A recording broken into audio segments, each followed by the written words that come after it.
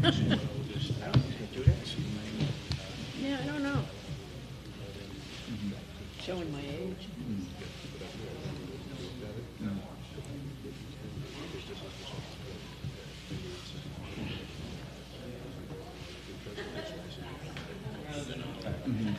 That's just how you go about it. Okay. Ready? It's on. Set on. Hello. Testing. Yeah. Okay. Good. Okay. Good evening, everybody. Welcome to the August Planning Board meeting. We'd like to start with the Pledge of Allegiance, please. Leaded by Joe. Pledge allegiance to the flag of the United States of America and to the republic for which it stands, one nation, under God, indivisible, with liberty and justice for all.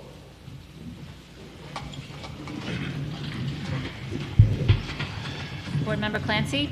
Present. Board Member Gauto?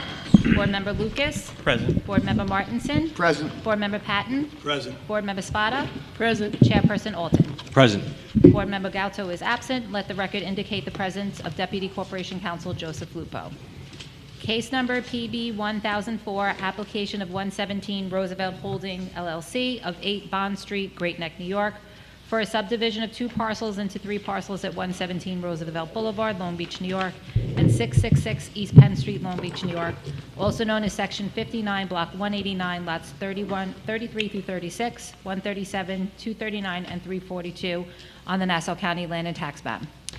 Who will introduce a motion on this application? I'll make a motion to deny.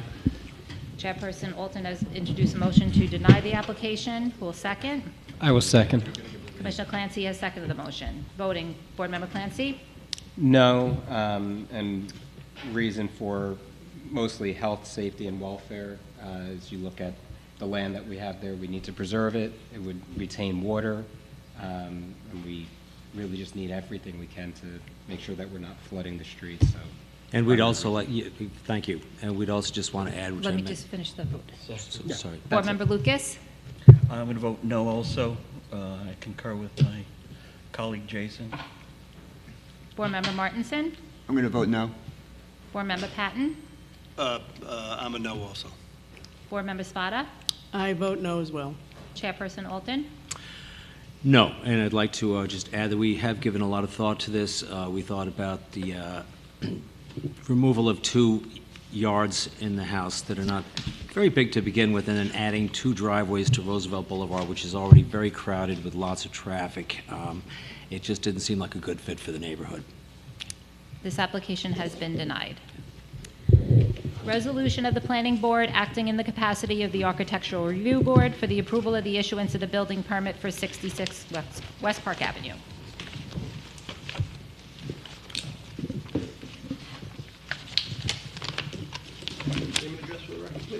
Good evening. I'm Joseph Gallinaro, owner of 66 West Park Avenue. I live at 185 Lagoon Drive, East Lido Beach, New York, 11561. Joe, just raise your right hand, please. Do you swear that the statements you're about to give are true and accurate? I do. Thank you. Under the The penalties of perjury? Yes, I do. Thank you. Both. Sorry about that. That's the catch. Just explain your project. All right. Thank you all for hearing me this evening. Like I mentioned, my name is Joseph Gallinaro. I'm the owner of Gallinaro Design Architecture. Our office is at the building here, 66 West Park Avenue, which you can see directly across the street here. I've been designing in the city for 19 years. I've lived here my entire life. I'm 47 years old. I initially worked as a designer out of my house on Farrell Street. We had 1 employee. Was growing and moved into a space at 168 West Park Avenue with myself and an additional 2 employees. Soon after COVID hit, we went remote, regrouped. I surfed a lot, didn't do much work.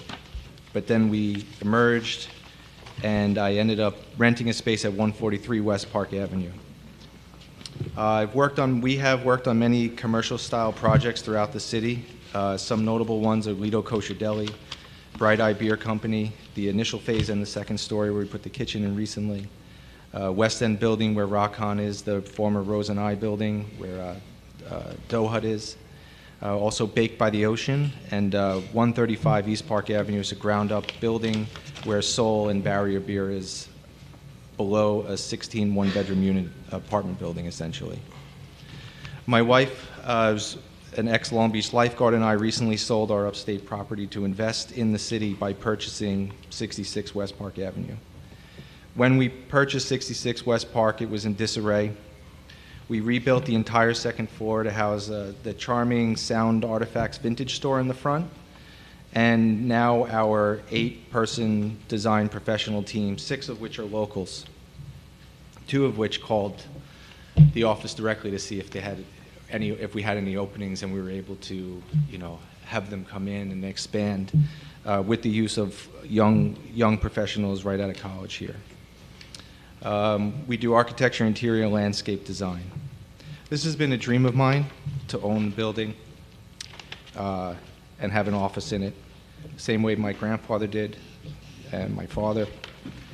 And my father was a dentist for 40 years. My grandfather owned a garage between Virginia and Vermont on Beach Street in the West End.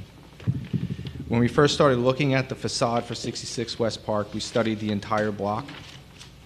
And we noticed, it's a hodgepodge of old buildings that need TLC.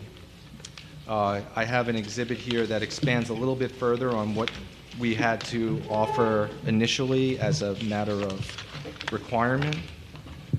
These pictures, yeah, there's copies for it.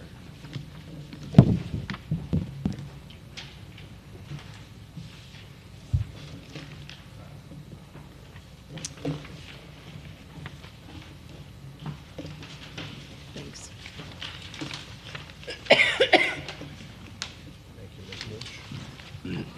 There are sort of 2 clusters of pictures. There's the ones, the top left shows the subject property with the, I'll show it, Barry. with the, This one here, anyway. is there enough there? Okay, thank you.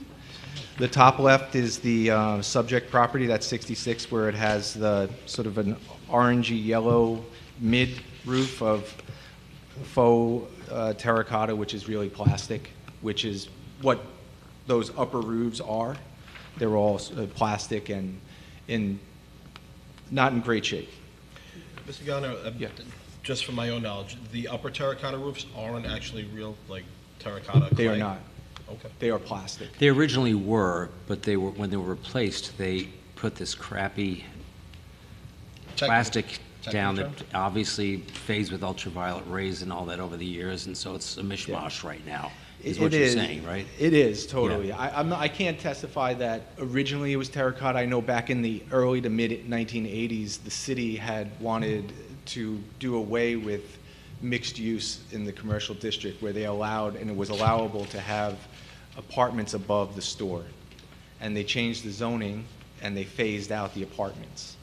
And at that time, there were incentives for this Spanish-style business district to be used. I think the So- original Long Beach had all of that look with Yeah. real tile, and somehow, Yeah. as they phased out, they became this, yeah. For sure, the Reynolds homes on West Penn and throughout the city, the inspiration of the original development Yeah. is authentic. Yeah. Yeah, terracotta, which, we want to respect in so many ways. The 3 or so images to the right on your page are different from the ones that we initially issued, and those show buildings and businesses that did not or do not adhere to the now new plastic faux terracotta replacement tile.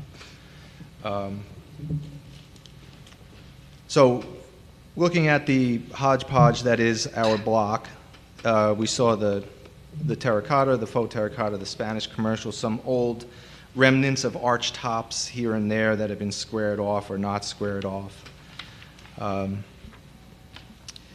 We also noticed here that these buildings that didn't adhere to that, or which are more recent, they have been renovated and removed these terracotta roofs and arch tops, et cetera. Because this is not a strip mall, these are individual buildings. They're not one development. These are actually 20-foot wide, until you get to like a Bright Eye or a Geno's where the building gets bigger. But the rest of them are all 20-foot wide individual buildings. They're not a ground-up development like we have, I'm going to call it Waldbaum's but the shopping mall over there, which is a strip mall, and there's a continuity there. Here, what we've done in the city, in the commercial district and throughout the city, has this diversity of typology.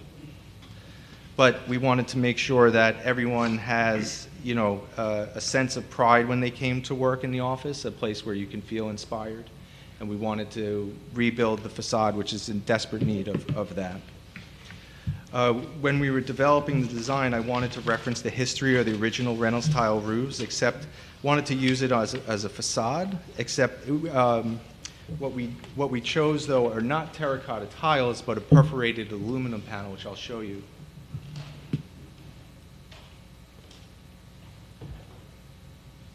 Here. So I have a mock-up that I can illuminate for everyone in a second, but this is the material itself. It will come in about 2 foot wide and about, almost 5 foot long sheets. And obviously there's a nod to the history of Long Beach with the terracotta color and the barreled shape, which we found was important as inspiration. Explain what I'm looking at here. This is in lieu of the plastic terracottas up there. That is actually what the facade would be. So I have here, I can pass out another exhibit of what the presentation or the proposal for the actual facade is. Okay. It's just hard to see on the photograph. Yeah, So the face. the photograph of almost the looked like facade a is gonna be faux the wood. It face. didn't look like. The photograph doesn't look like that at all. Yeah, I I like thought it that was- much better than the. Oh, good. Yeah, the pictures are, Interesting. interesting is one word. So this, Oh, this picture is better. what's behind this? So what we have there, you have the barrel vaulted nod to the history of Long Beach and the shape and the color. And then what we wanted to do is to, we're trying to upgrade the facade top and bottom. So just the rest of it, we're going to use real terracotta on the ground floor facade, which is this material here. Real terracotta tile, and it will upgrade the Spanish deli that's beneath us, the Central American deli, which is delicious, by the way. I've gained like 15 pounds living on this block, but between there, Gino's, Sherry Blossom, etc., Bad Boy Burrito, and so on. So we want to upgrade the ground floor wall as well and change the signage to help with the curb appeal for the business and also for the city. We're going to be responsible for all of that. Mr. Gallinaro, is that the actual color that the? Yes. So there's also, if you notice, because we can't help ourselves, some of that sample is white on the inside and red on the inside. So the reason for that is that as important as it was for us to address that there is a history behind the creation of that shape, also wanted to highlight the ever-changing atmosphere of Long Beach, whether it's the 38 hurricane or myriad of storms or the changeover from what used to be on Lincoln Boulevard to now the Aqua. We have gone through, in my lifetime, a tremendous amount of change, whether physical or social changes. So in order to help, I will say, the inspiration of that constant change, we perforated that panel and painted the inside a lighter color. And then the building itself is going to have the fresh sort of early spring Atlantic Ocean green color behind it. And you won't really see that color until probably evening time when we illuminate the space between the panel and the wall.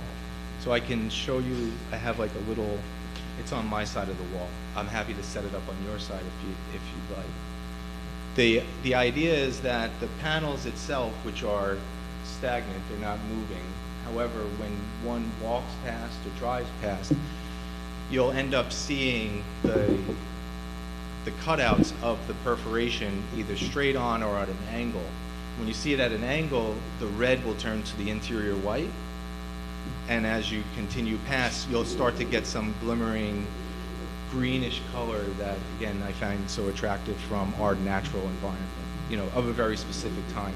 Not the black at the end of the summer where it's filled with algae, but sort of in the early part of the year when it's nice and clean and feels fresh.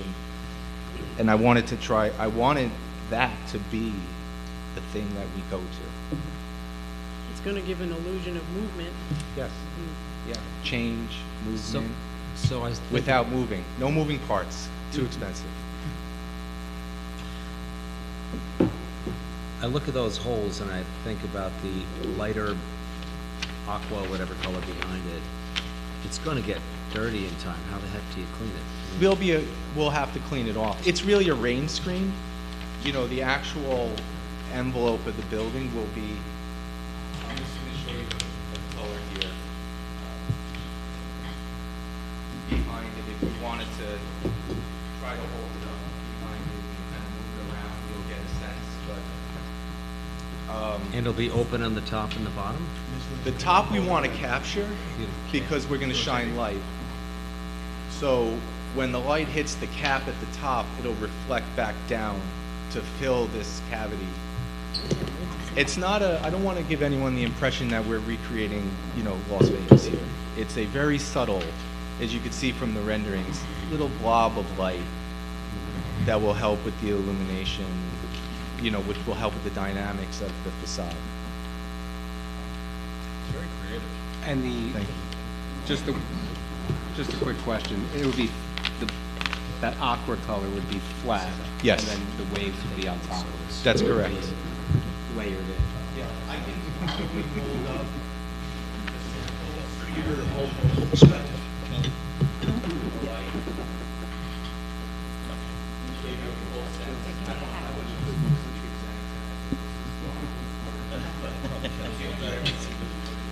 You can't go overboard. It's nice to be presented. That's right. You just can't.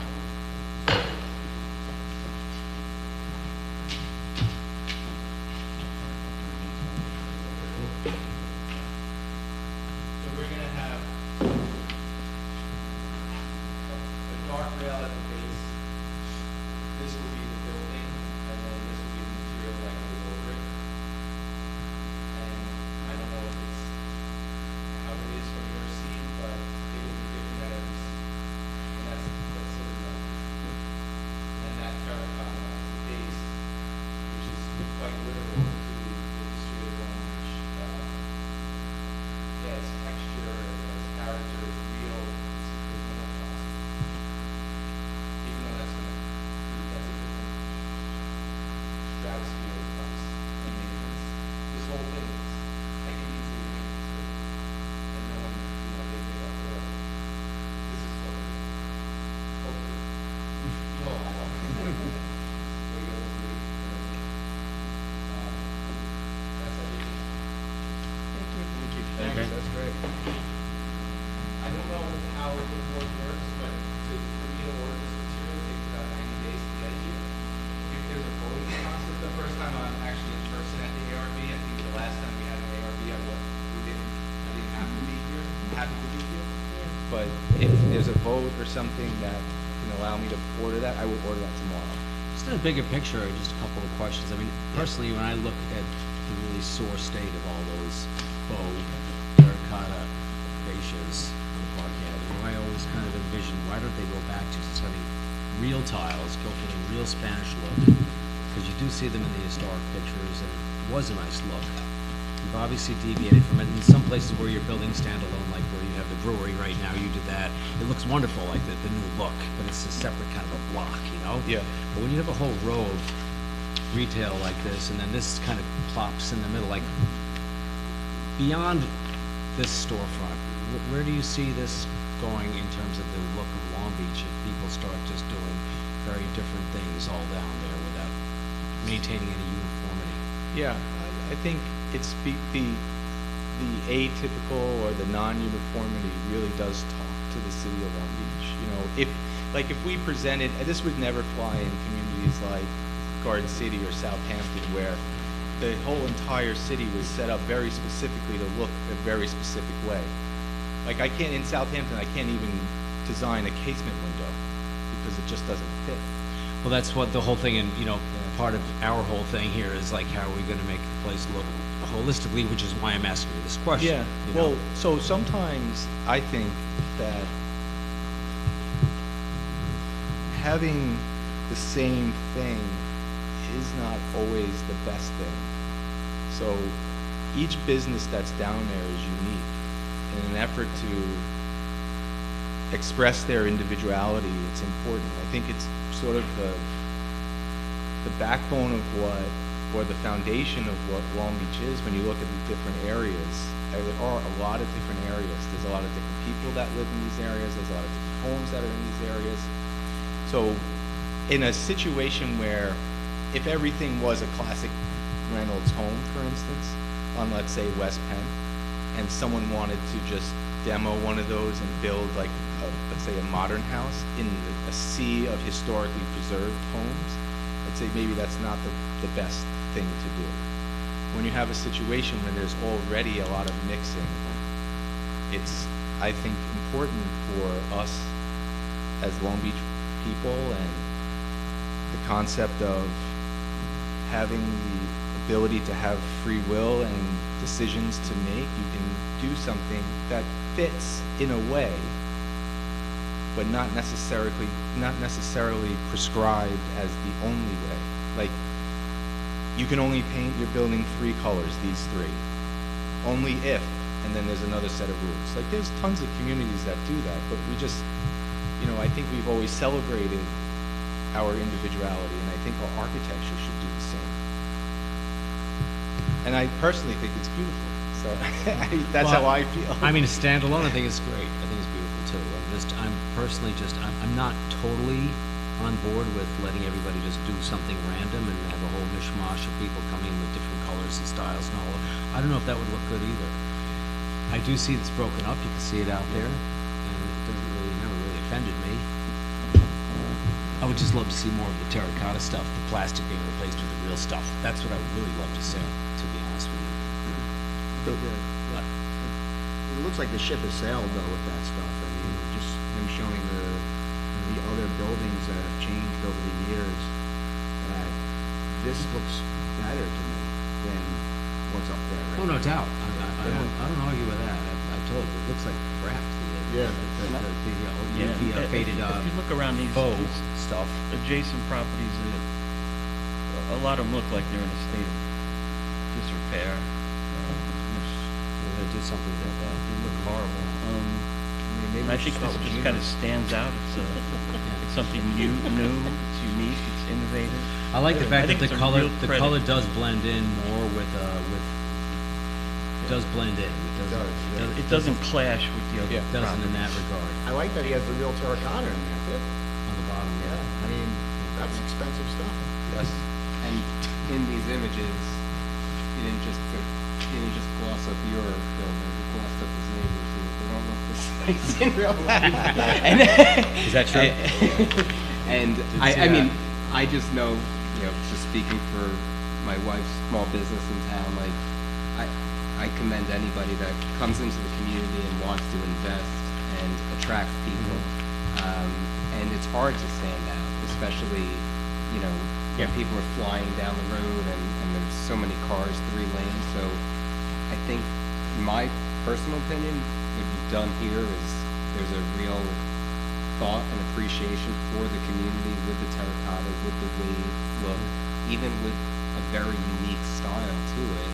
And at the same time, you're showing, like, hey, there's fresh, thoughtful investment going into a building that needs love and care.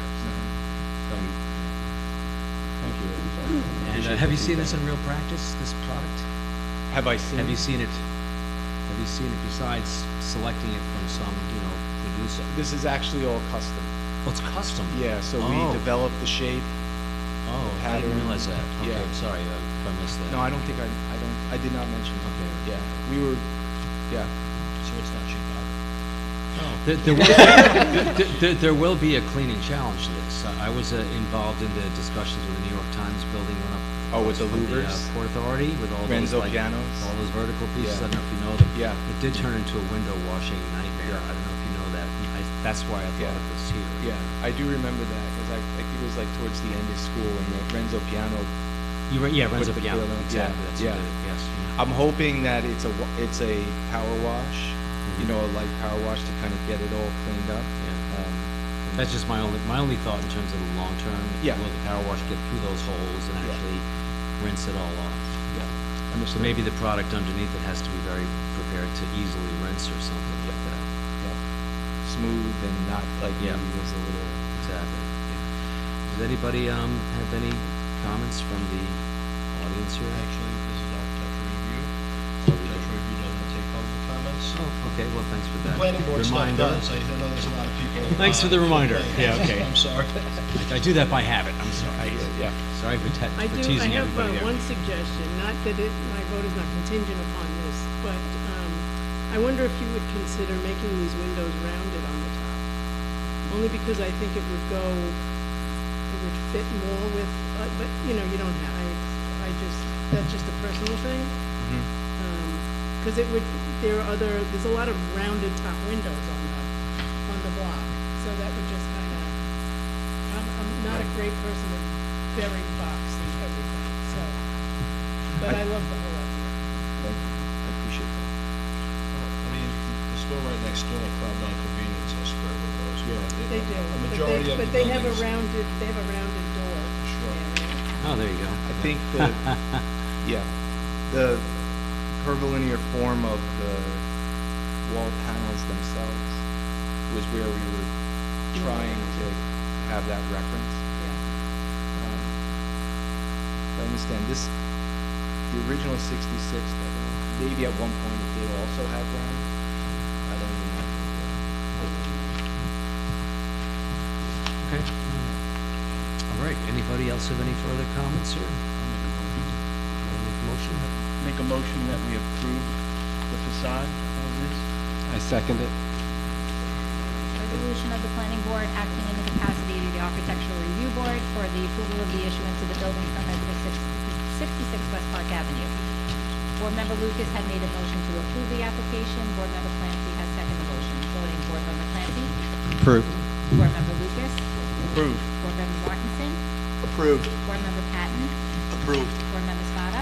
Approved. Chairperson Olson. Approved. This application has been approved. Good luck. Can't wait to see it.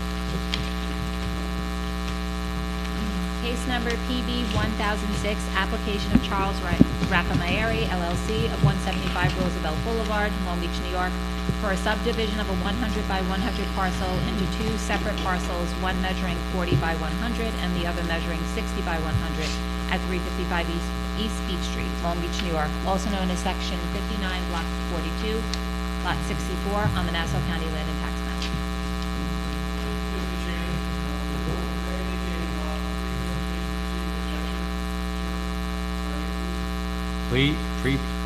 Presentation, procedural.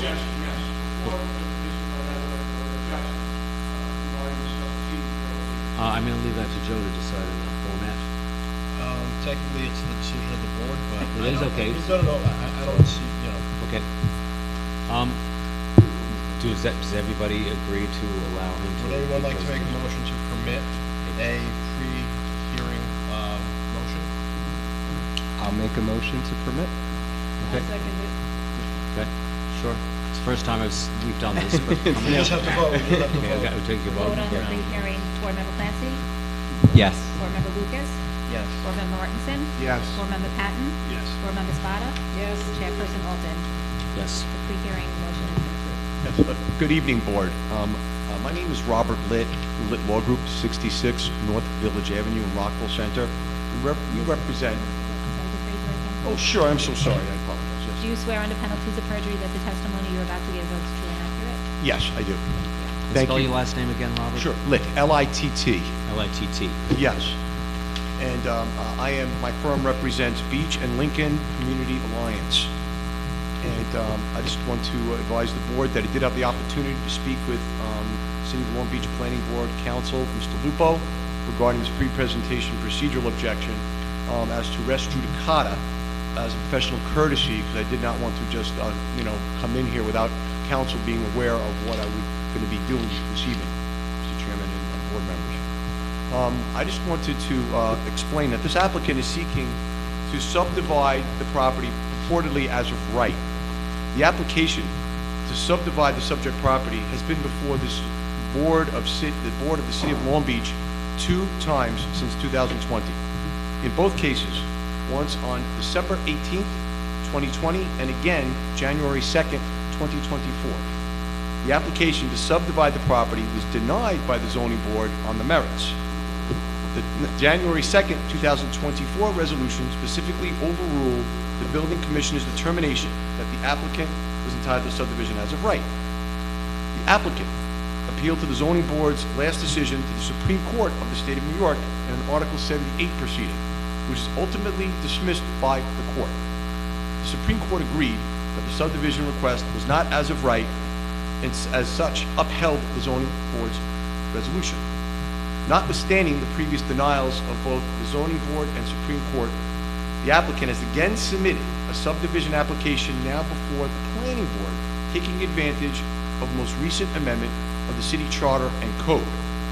I want to reference briefly that it is well settled that res judicata and collateral estoppel principles apply to administrative proceedings, and therefore planning boards such as this, as an administrative body, must also deny the instant application. It is also well settled that the planning board is bound by the previous determinations of zoning board and Supreme Court denying the applicant's subdivision request. It is further that the Court of Appeals itself held that the doctrine of res judicata and collateral estoppel are applicable in administrative proceedings to give conclusive effect to the quasi-judicial determinations of administrative agencies when rendered pursuant to an adjunctory authority of an agency to decide cases brought before its tribunals employing procedures substantially similar to those used in the court of law. And finally, it should be clear this rule of res judicata is founded upon the belief that it's the interest of the community that a limit should be prescribed to litigation, and that the same cause of action ought not to be brought twice or many other times to a final determination. Justice requires that every cause be once fairly and impartially tried, but the public tranquility demands that having been once so tried, all litigation of that question and between all parties should ever be forever closed. But, however, I say to the board, this exact issue has already been decided by the zoning board and the Supreme Court and is not as of right subdivision. Therefore, this application for purported as of right subdivision should be denied in its entirety based on the principles of both administrative and judicial res judicata and collateral estoppel. Now, I did prepare a memo of law to share with the board as well as my fellow counsel.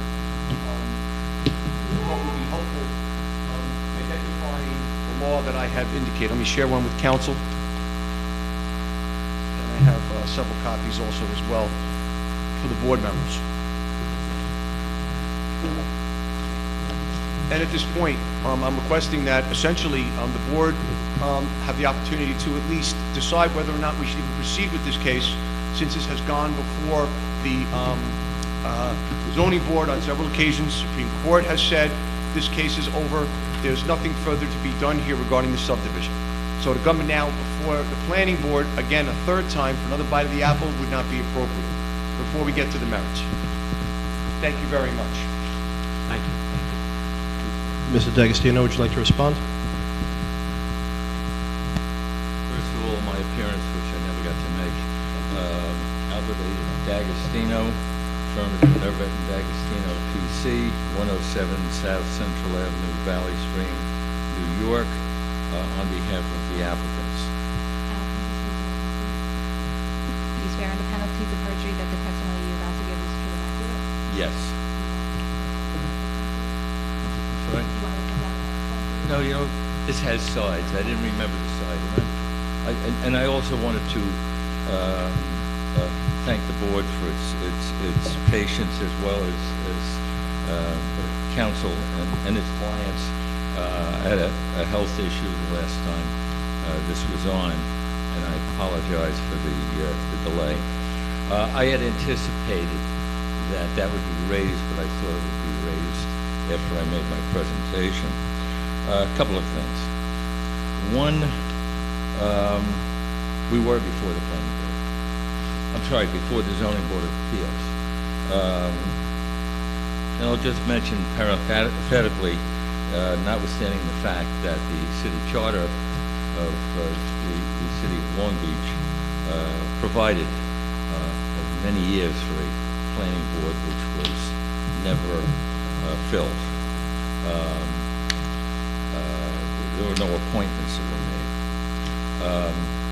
In addition, one of the issues that was raised the last time was the then zoning ordinance, which has been changed. And that zoning ordinance basically took the, and I would say with the philosophical position, that you couldn't demolish anything to create a subdivision. What was demolished at that time was a very small chimney, whatever. Then the law was changed, and that provision was deleted from the zoning code. I would refer the court to Richard Brownrigg versus New York City Housing Authority, which was a case decided by the Appellate Division, Second Department, in 2006. And the principle basically is, and when you talk about res judicata, collateral estoppel, you're really talking about law of the case. Law of the case was a term that was used before the zoning board. Again, a different board. And the Appellate Division, Second Department, held on May 16, 2006, that the doctrine of the law of the case may be ignored in extraordinary circumstances such as a change in law or a showing of new evidence. Now, there has been a change in law. Not only a change in law, but this is now before the planning board, which under the city law of the state of New York is where it really should have gone to begin with. But the demolition of that chimney, which, as I recall, was under 2 feet by 2 feet, was what triggered the last denial. Notwithstanding the fact that I obviously did not agree with it. There was also an error which in the court's decision, which was rendered by the Honorable Randy Sue Marber in I think it was January of, just bear with me, 2025. It seemed like it was longer ago than that. With regard to the alleged impact of a local law which is adopted by the Nassau County Legislature back in 2009, where the Planning Commission purported to overrule a New York State statute that was in existence since 1948, which is the old filed map exception. I'm mentioning this only for the record and for your understanding.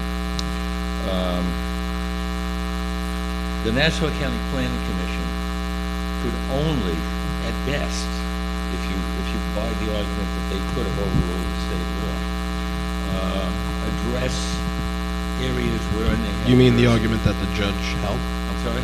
The argument that the judge held? You said that if you buy the argument that it could overrule... Oh, that the judge, yeah. But okay. that the Supreme Court held. Yeah, I'm Just sorry, want to I make didn't sure. Thank you. The Nassau County Planning Commission has no jurisdiction whatsoever to this property. Now, I can speak with some authority on that because I spent 27 years as counsel to the Nassau County Planning Commission, and we used to meet every week. It was involved in thousands of referrals from various municipalities. And the only areas that the Nassau County Planning Commission has jurisdiction of in this county are the unincorporated areas of the towns. It has no jurisdiction over the cities or the villages, other than within 300 feet on either side, so a swath of 600 feet along the borders. So if you looked at a jurisdictional map, it's like a series of donuts. You have absolute authority what goes on subject to the courts, of course, in the city of Long Beach. And I know the Planning Commission sends you send things there and they send you local determinations. They're meaningless. There's no jurisdiction. That's number one. But the judge upheld that. Because frankly, I think the judge was confused. It's an extremely complicated jurisdictional issue. But Mr. D'Agostino, to say that it's absolutely meaningless, I mean, if the Nassau County Planning Commission, defers, it rules against I'm sorry. Granted, if the Nassau County Planning Commission, does grant an opinion on a property and says, is against a project, right, then in order for the zoning board, which is not this board, to then grant that the variances or what is sought, requires a supermajority. No, it doesn't. It does under law. I will disagree with you. And not only does it require a supermajority, but then also, if they are to go against the Nassau County Planning Commission, they have to articulate as to why that determination differs. They have no jurisdiction to make a recommendation. Read section 239L and 239M of the General Municipal Law. Okay, I will. But my thing here is just with respect to, I think ultimately my recommendation to the board is specific to as to whether or not this hearing should go forward. Okay, I'm getting to that. The issue of the change of law, and I ask you, has the zoning law changed with respect to this particular property, with respect to the demolition of the chimney? I know where you're going, and I just want you to know, I already think that I agree with what you're saying. Yes, the law is different. When the zoning board in 2024, I believe it was, denied this, and for a matter of transparency, I am also the legal counsel to the zoning board and did defend the zoning board's decision in this matter. That law was on the books, and if I recall, it said that there's no, in order to, it says that you're not allowed to demolish any structure or any portion thereof in order to effectuate a subdivision. Ultimately, in that case, the court found that the demolition of the chimney did violate that provision and it couldn't be done as of right. However, that law is no longer on the books, so I think it's my recommendation to this board that while Mr. Litt did make his argument and he did also submit to the board his legal brief, that's now a part of the record. My recommendation would be for you all to make a motion to hear this case tonight, because I believe the applicant has the absolute right to this hearing. If I am wrong, then we could take it up with the judge in court, etc. But because the law is no longer on the books, listen, laws change. I mean, at the end of the day, if there was once a law on the books that made something illegal, technically, right, and then that law changes and it's no longer illegal, then let's say take marijuana. If somebody's smoking marijuana, it's legal now. But we can't say, because there were cases previously decided that, somebody was in violation of the then, applicable law. I mean, then essentially you would never be able to change laws. So because of the fact that that provision of the code is no longer a part of the zoning code, further subdivisions are no longer within the purview of the zoning board. It's solely within the purview of the planning board. By all means, I would recommend a motion to permit the hearing to be held this evening. And if I may continue, again,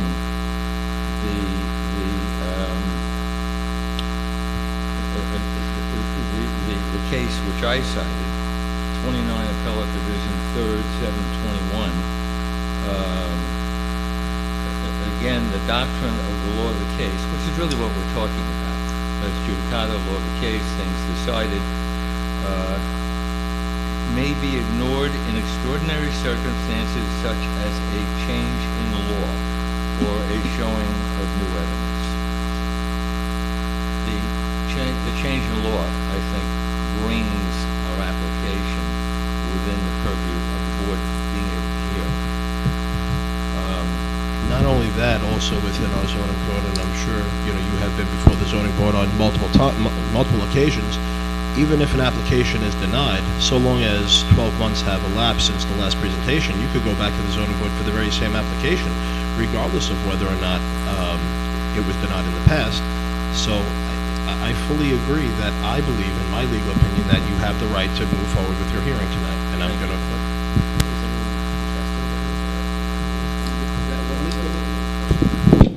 So the reason why I keep reinforcing that is because Mr. Litt's motion is essentially, and if I make a mistake and mischaracterize, please correct me, Mr. Litt. Because the case, this subdivision, this application was before the zoning board in the past, it was denied 2 times and then upheld in the Supreme Court. Mr. Litt's position is that this board should not even hear it. It should just automatically, as of right, deny it, or as a matter of law, deny it. Okay. And because the law is different now, I disagree with that. Understood. Thank you for clarifying. And if I may also add, I believe this application was before the zoning board possibly 3 times. I didn't represent Mr. Maieri on the first application. I did on the second and I believe third, if memory serves me correctly. So even the zoning board heard it. Now, getting back to the parcel itself. I'm sorry. Before you continue with the actual presentation, with the actual hearing, because Mr. Litt made a motion, I myself, I'm just legal counsel. I'm not, you know, the judge or the arbiter of what happens. I would like the board to make a motion to either rehear or not rehear, or I'm sorry, to either permit the hearing to go forward or not. I'd like to make a motion. No, sir. I'll make a motion. You will have your opportunity to speak, but not before the motion.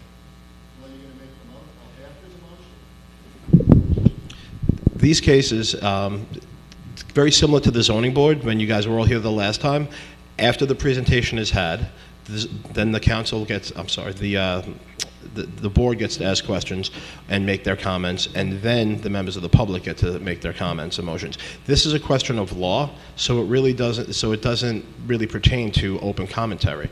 You have, you know, legal counsel representing you, so it's not really your place to get up and speak. That's why you have your lawyer.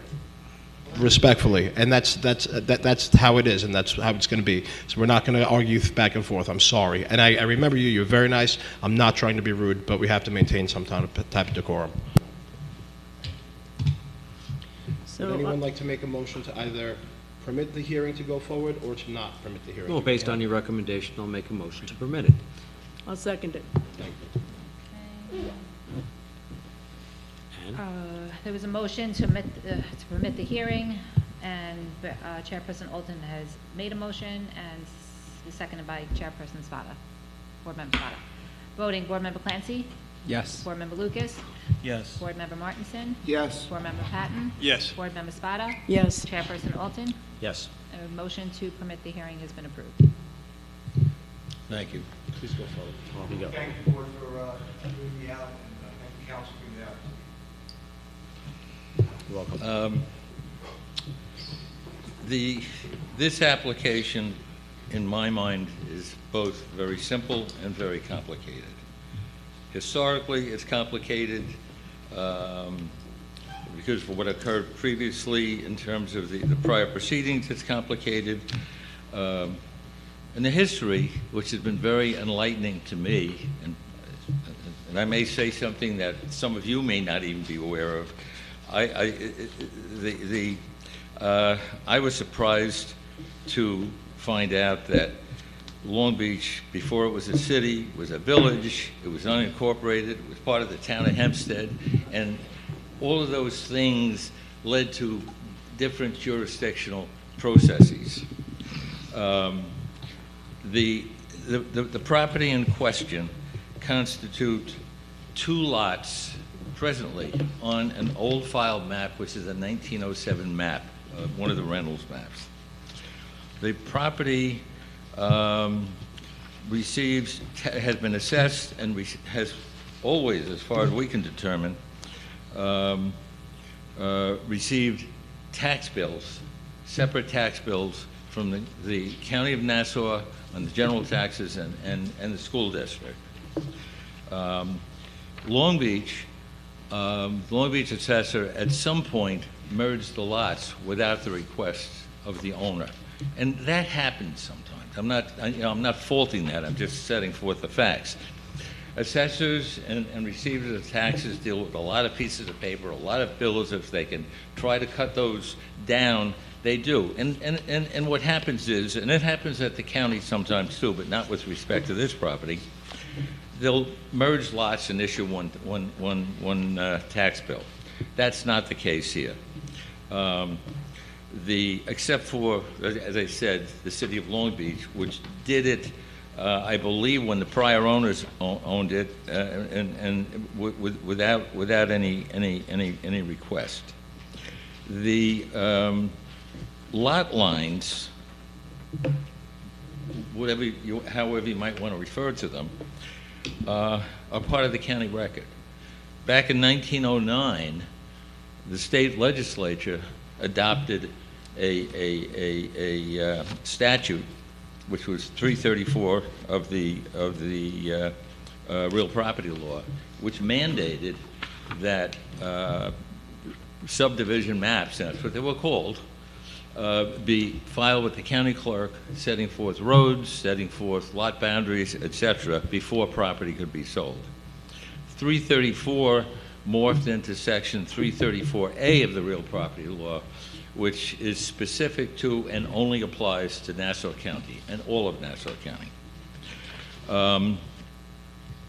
So there is a map which is filed in the county clerk's office as a subdivision map, which goes back to 2007, as was required by the then applicable law, and those lots still appear as, they're euphemistically referred to as tax lots. Tax lots are units of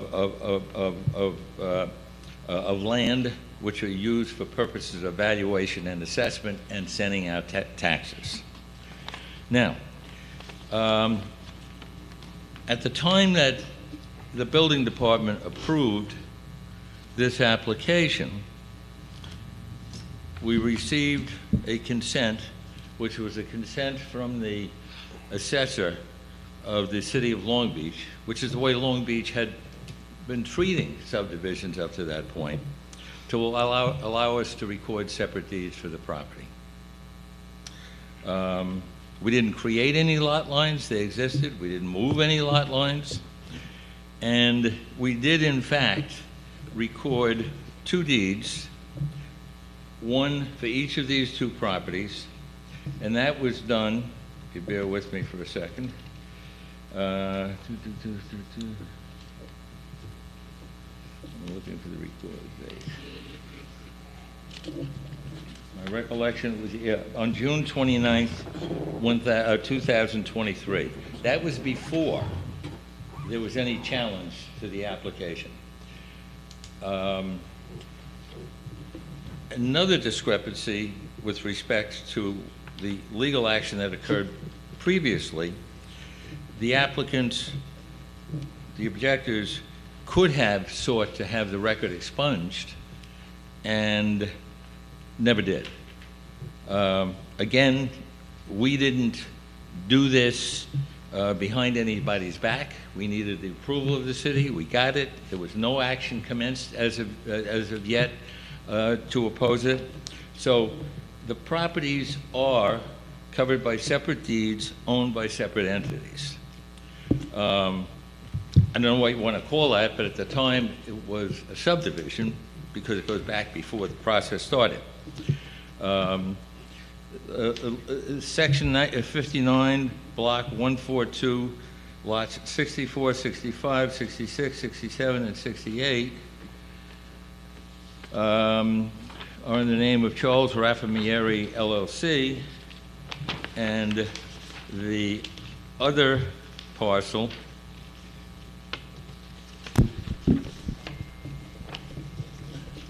Mr. The other D'Agostino, can I ask you a parcel. question? Mr. D'Agostino, can I just ask you a question?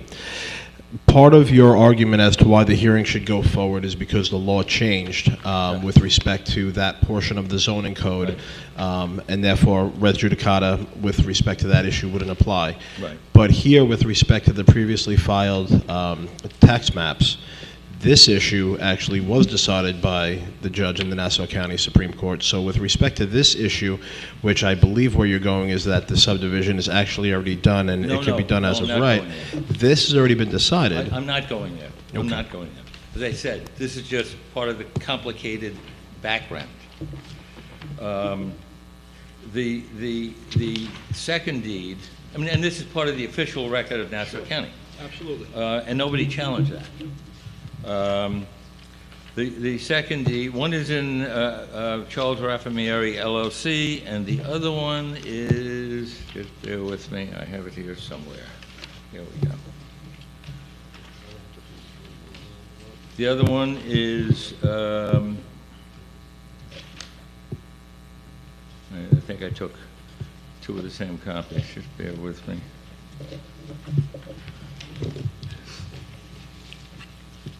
I'll come back to it and give you the name of the second, but they're two separate entities. The Charles Development Corp. is the other one. So if somebody were to search the official record of Nassau County, that's what they would find. There is a provision of the Nassau County Charter, Section 1610, which I'm very familiar with because I wrote it, and that was not changed.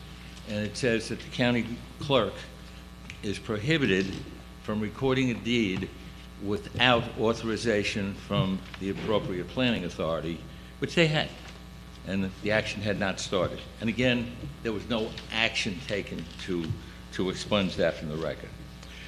Now, that's all background, which is complicated enough. The applicant proposes to subdivide these parcels into two lots, which is in accordance with the tax lots. And again, the tax lots are units of measure to raise taxes. Tax lots are not subdivision lots. There's an existing house. I think someone very kindly put up the picture. That's the existing house. That's a two-family house. That's going to remain. Immediately to the east of that, there is a parcel that contains an old garage, and we are proposing to develop that parcel, demolish the garage, and develop that parcel with a residence. Nothing unusual. There's another vacant 40 by 100 lot, which I think is about 2 or 3 lots. If you're looking at that photo to the left, which would be to the west, which has had a for sale sign on it. Same size as the lot that we're seeking to develop instead of the old garage. I don't know what occasioned the uproar. I respect everybody's opinion. There have been variances granted for houses on that block. One block over, there was another subdivision where somebody was permitted to demolish a house, and but you know, there's some issue that I have been unable to fathom with respect to this property. It's never been expressed to me. And when I say it's never been expressed to me, I've spoken to the objectors, and we're all very cordial to each other, and have maybe because we've met each other over so many hearings. But these lots are totally zoning compliant. I would respectfully submit that we have an absolute right to them under the existing law. and that's what we're here on.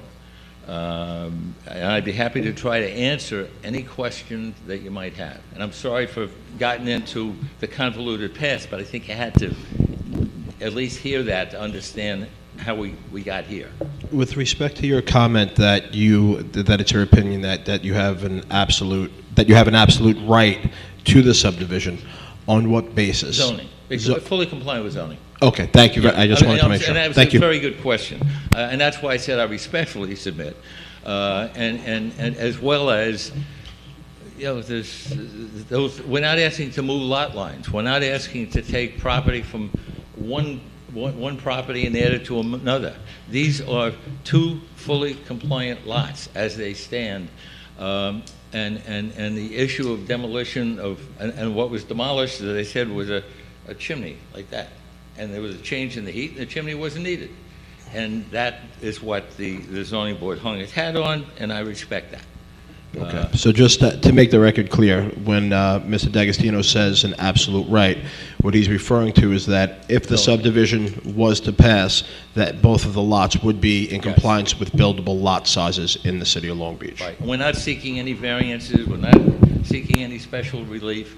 It's as they stand on the tax map and on that, I hesitate to say old file map, but it's a 1907 map. That's what those lot lines are, what appear, whatever they're worth. If you have any other question for me, I'd be happy to try to answer. I mean, I've been through this with both zoning applications in the past, so I'm very familiar with the whole project. Do you still have a second driveway there at the house? Yes, there is. Second driveway there? Yeah. I think I remember that being part of a I mean, if there's any, a little bit of a, there was a bit of a rough spot with that at one time too, I believe. And the existing garage, you're not going to do a new garage for the house if we were to consider this. I'm going to bring my client. Are you relocating the Shelf garage? Mart. Are you rebuilding one? Are you? Will we be building another garage for the existing house? It has a driveway that So no garage, that's the answer, no garage, just parking, okay. Just trying to get that, okay. I just want to swear Charles in, because he's speaking. Oh, he didn't, I'm sorry, Robin, go ahead. Charles, raise your hand, please. Step up to the mic, Charles Rafi Mayeri, address. 175 Roosevelt Boulevard, Long Beach, New York. Okay, raise your right hand, please. Do you swear under penalties of perjury that the testimony you're about to give is true and accurate? I do. Thank you. Right, I don't have any further questions. Does anybody else on the board have any questions?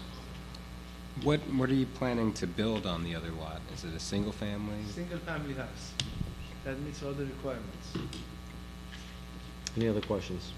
Do you have any architectural plans or? I do. We have plans of the house, but these were approved for another location. Yeah. Also, it's not set up in this envelope here? It is, it's gonna be, it's exactly the same, this house I'm gonna build over there, and it fits in that property. And that's on, It's the same zone. And it was approved about 6-7 months ago. It came before this planning board.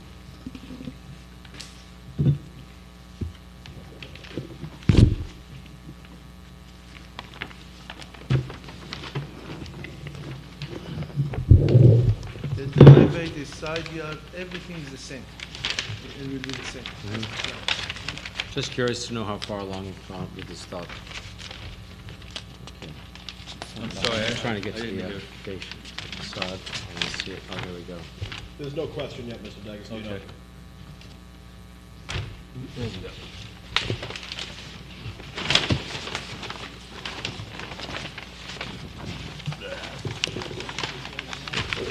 Sorry, everybody. I think we all know the look, right? Okay, got it? Got it? I think we gotta get these plans and. Yeah. Well, let's take it a little further before we go there. Okay, I've got no further questions. Anybody else in the board have any questions? No. No? Would anybody in the audience like to come up and speak? No. Robin, if you could return that. Good evening, Mr. Chairman. I'm so sorry, Yes. Mr. Litt, I'm so sorry. Mr. Raffamaria, Mr. D'Agostino, would you mind just emailing Ms. Lynch a copy of the plans for the proposed home on, at the property? Thank you very much. They actually have to go to the building department. They have to be submitted to Scott first, so Well- he can do an analysis well- of it and then inform the Yeah. board. Well, one But thing- and we would like a copy too, that way he can distribute it to the Yeah. board. Perfect. Yeah. Thank you very One- much. One thing at a time, and by the way, we'll still be, if it were to go there, we would still be reviewing that in detail anyway, so. This is a different let's property just anyway. move forward, okay? Again, I want to thank the board for, number one, giving me the opportunity to speak previously, and to council to be as honorable as he always has been for the 30-plus years that I know Mr. D'Agostino. Again, my name is Robert Litt, and I've been engaged by Beach and Lincoln Community Alliance to oppose this application by Charles Raffamaria, and I apologize if I pronounced your name correctly. My client consists of community coalition of several residential property owners in the immediate vicinity who are extremely concerned that this application, if approved, will have a disastrous impact on the neighborhood and create a dangerous precedent. As we further explained by our real estate expert, Mr. DeVella, this application seeks a significant subdivision which, if approved, will have a negative impact in the neighborhood. The applicant is seeking a subdivision of 100 by 100 parcel into two separate parcels measuring 40 by 100 and the other by 60 by 100 at 355 East Beach Street, Long Beach, also known as Section 59, Block 142, Lot 64 of the Nassau County Land and Tax Map, which I'll hereinafter refer to the subject property. As stated previously, I posed the question, again, why are we here? And we had this discussion prior, why we here, and how many different times we need to have the same issue brought over and over again. Mr. D'Agostino eloquently indicated that the law changed, that when the, apparently, the zoning board had this under section 9-105 Residence A District, indicating the removal of items on the property needed permission from the zoning board. And the zoning board, obviously, at that time ruled and said, okay, we're still not approving the subdivision because the chimney was not to be approved to be removed. Well, the section of law did change, but now it gave that authority to whom? The Planning Commission. You guys and gals who are now responsible for this. So that law change only essentially gave that authority from where it was previously, meaning the zoning board, to now the planning board. So if the zoning board said this wasn't a subdivision property and was not as of right, the zoning board said it, the planning board should say it as well. So that change, essentially all it did was give the authority from the old group to the new group. So I want to put this in context, and the board should know a little bit of the history here, as the applicant purchased his property in early 2020 with the obvious intent to subdivide. The application to enable the subdivision of subject property had been before the zoning board 3 times since 2020. All cases, the applicant has failed. In addition, the last decision was appealed by the Article 78 proceeding and dismissed. The application for this board is the same exact application that has been denied, and I've said this several times. And the same failing arguments put forth for the zoning board and the Supreme Court fail here as well. As much as application should be denied in its entirety. Let me give me some factual background and demonstrate how meritless this application truly is. Let me refer you to my handout and my findings of facts and conclusions of law provided by the ZBA by virtual resolution dated January 2nd, 2024, after rendering its last denial. I have, I'd like to share this with the board, please. And also council. Thank you very much. I'll leave one for myself, and I'll share the rest with you, lovely people. Thank you very much.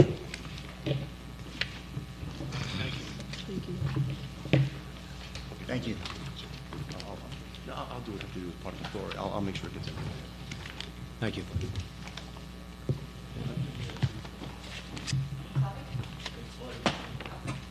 That's fine.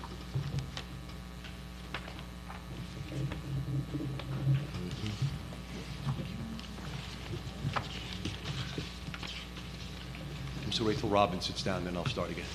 Thank you.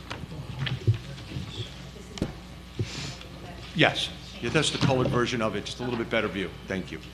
On September 29, 2020, the applicant's subdivision request was denied by the building commissioner with the principal reason given that the detached garage could not be demolished to accomplish subdivision pursuant to Code Section 9-1052J. On December 18, 2020, the applicant's request for a variance seeking a subdivision was denied by the zoning board. On June 11, 2021, a stop work order was issued for ongoing work without a permit, namely for pouring 2 concrete parking pads, one on each side of the house together with curb cuts. On April 29, 2022, the ZBA denied the variance request to legalize the driveway work previously done without permits, citing design standards that the driveway length on either side of the house was too short. On the left or west side, shortened by the bump out of the kitchen, and on the right side and east side by the bump out of the infamous chimney.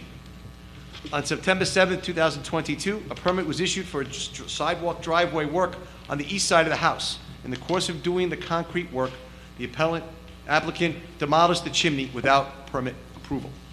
In removing the chimney, the applicant believed he could accomplish constructing a legal width driveway on the east side of the house to access a 2-car parking pad in the rear of the house. With the chimney in place, the driveway would have been too narrow by almost 2 feet of the required 9-foot width. When completed, on paper, this work gives the appearance of having adequate off-street parking to enable any subdivision request. The newly installed parking pad and driveway butted up right against the subdivision line between any contemplated parcels. On May 15, 2023, the applicant's counsel sent a letter to the city assessor advising that the old file map exception contained in Real Property Law 334A entitled the applicant to subdivide the subject property into 2 lots as of right. Counsel requested that the assessor provide written consent to such subdivision. The city assessor forwarded this correspondence to the building commissioner on the same day of receipt. On June 1st, 2023, the building commissioner advised the assessor there was nothing preventing the subject property be subdivided as requested. On June 8th, 2023, the city assessor advised the Nassau County Planning Commission, referred to as the NCPC, that the city had no objection to the subdivision of the premises. On the same day, the NCPC issued a no jurisdiction letter, but noted the applicant would need to contact the city of Long Beach for its subdivision procedures. On June 29, 2023, the applicant, without contacting the city of Long Beach as directed by the NCPC, caused 2 deeds to be filed at the county clerk's office to reflect an illegal subdivision of the premises. On July 27, 2023, my client submitted the request to the zoning board for a zoning code interpretation with respect to that determination. And on January 2nd, 2024, the zoning board issued a resolution overruling the building commissioner's determination that the applicant was entitled to a subdivision as of right. The findings and facts and conclusions of law provided by the ZBA determining the case law concluded as saying specifically, following the commissioner's initial September 29, 2020 denial, Ralph Lemary applied to this board for variance that would permit it to subdivide the premises. The board denied the application.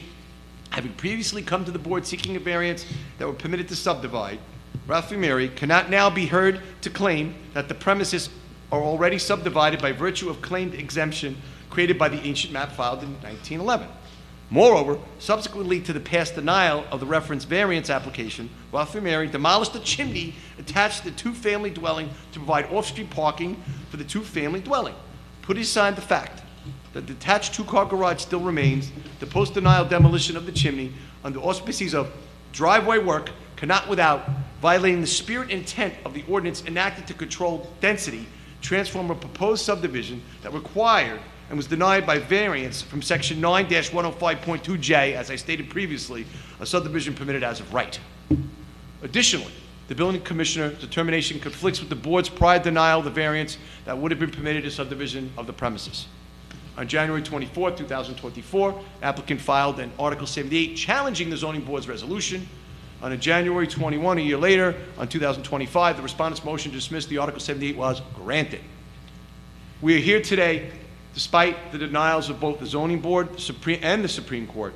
Just 1 year later, on March 23, 2026, the applicant was again able to reapply for the subdivision. Now with the planning board, because the statute regulating subdivisions has been amended, which now requires the planning board approval for any structures to be demolished to accomplish the subdivision. So, notwithstanding the protracted procedural history of this case and the multiple denials, the applicant again gets another bite at the apple. The application before you today purports to be as of right subdivision where 2 legal-sized lots would be created. Take note, the exact set of circumstances was placed before the zoning board in the last hearing in September 2023. The zoning board then ruled unanimously this was not an as of right subdivision, and this was confirmed by the Supreme Court. In your handouts is a diagram which was handed in color. This is the survey of the filed 100 by 100 floor parcels submitted by the applicant and modified to show what you're being asked to grant to enable this subdivision. The work was either done without a permit in the first place or done without permit for the purposes of creating a subdivision and its new work to be allowed. Requiring to be removed are the chimney, the garage, the concrete slab in front of the garage, the driveway for the garage, and the curb cut. Work never approved for the purposes of subdivision on the east side of the house is the driveway, the parking pad, the curb cut. Note all of these items butt up to the subdivision line and made possible by the illegal demolition of that infamous chimney. Also, in my handout, please see a letter from former City Council President Kevin Bradish. It was during his administration that Ordinance 9-105.2J, the infamous section that was changed, was enacted. He provided valuable insight to why the ordinance was so critically required. The ordinance remains today as a key component in guiding Long Beach planning and now rests in your hands for appropriate interpretation and implementation. It was submitted to the ZBA in its last hearing when the decision was made that this application was not an as-of-right subdivision. Prior to my expert addressing the issues with this meritless subdivision application, I must address that the application has had unclean hands and acted in bad faith throughout this entire process. The shameless behavior cannot and should not be awarded by this board, as would be creating a precedent of enabling and awarding such behavior by this and other developers in the future. In particular, most egregiously, was the behavior occurred on January 29, 2023, when the applicant ignored the directive of the NCPC as stated previously, in contrast to contact the City of Long Beach for its subdivision procedures. Rather than abide by its directive, the applicant, without contacting Long Beach, as directed by the NCPC, caused 2 deeds to be filed in the county clerk's office to purportedly subdivide the subject property, which reflected an illegal subdivision. As our expert Mark Davella will testify and discuss, an exhibit in his report consists of an opinion letter from Peter Calvanese, legal counsel to Abstracts, who specifically notes that his title company would require proper subdivision approvals prior to him ensuring title, and until then would raise the lack of approvals as an exception to the title policy. Number 2, in addition, the applicant illegally removed a natural fence, trees, greenery on the westerly side of subject property without prior approval, in direct violation of Long Beach City Ordinance 17-5. The applicant also removed railings to the front doorway without prior approval. Clearly, the applicant has persisted in bad faith conduct throughout this entire process, and that alone should be grounds for denying the application, which has already been denied by other municipal and jurisdictional entities multiple times. In addition to the previous denials and the applicant's bad faith behavior, the requirements delineated in the Long Beach City Ordinance make a denial on the merits of the application. As required by Long Beach City Ordinance Section 20-55 and 20-56, considering whether to approve or deny an application for a subdivision, such as this instant application, the planning board must balance certain factors. Employing this balancing test undoubtedly demonstrates that the negative impact to the community far outweighs any self-serving interest this application offers the applicant. While our expert, Mr. Davella, will address each of these factors, I do want to mention certain salient points which require this application to be denied.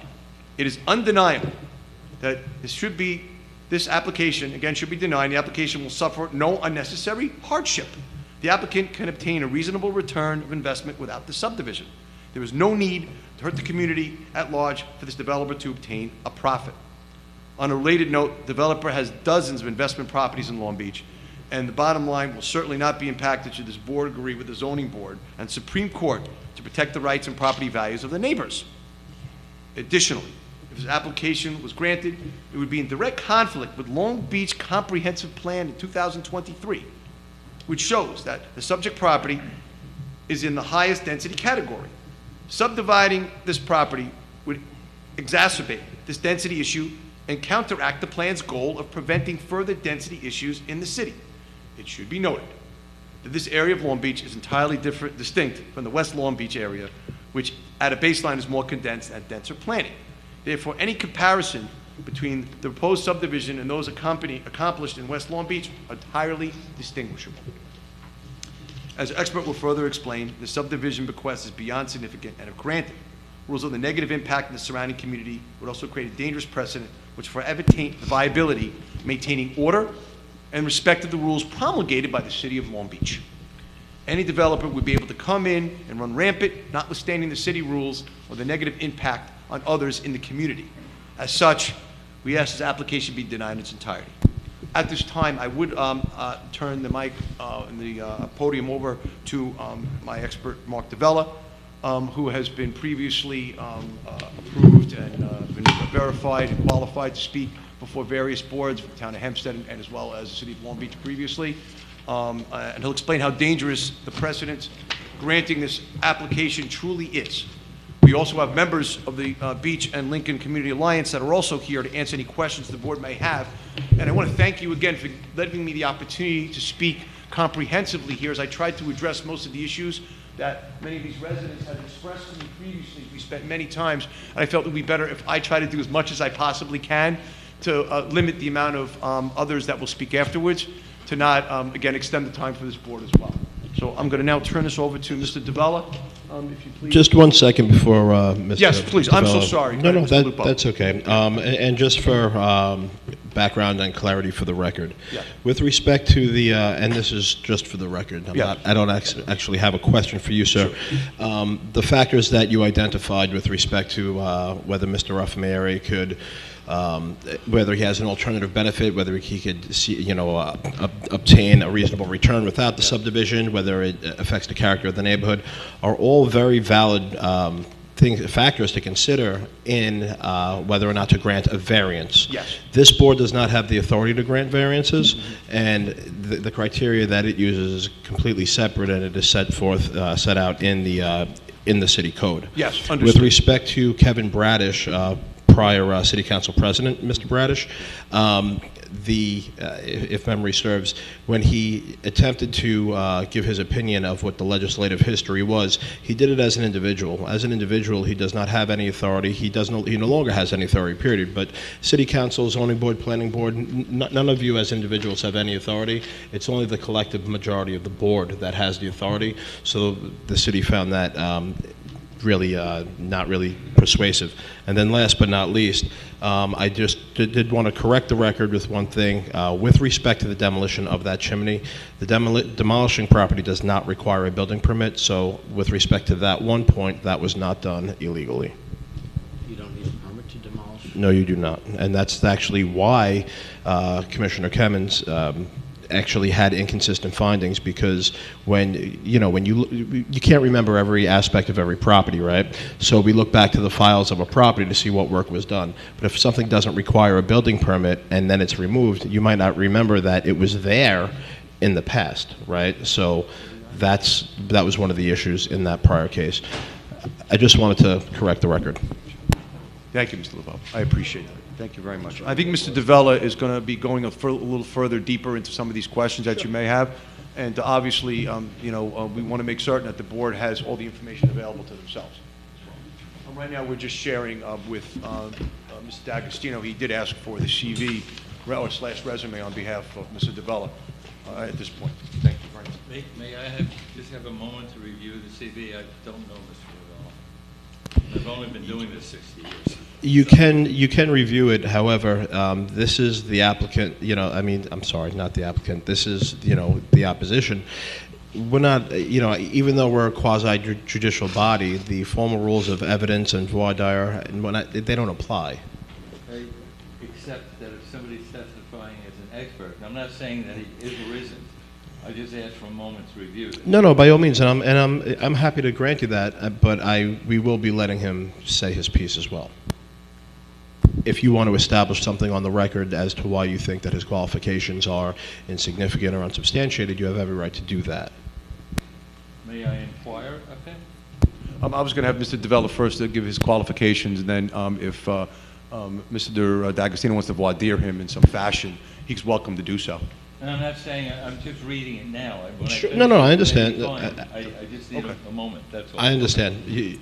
Thank you. Too many lawyers in a room, things get too complicated. Causes too much trouble, as we you know. all understand, I mean, no one up here is a judge. We don't, as far as discrediting, the alleged expert's testimony, and I say alleged just because I don't know you either, sir, not because I don't believe that you're an expert.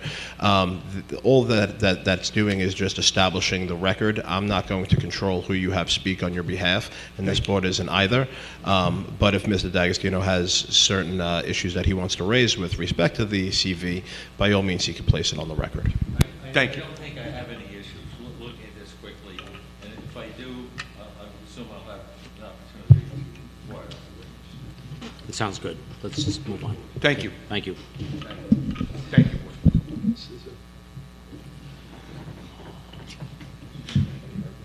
If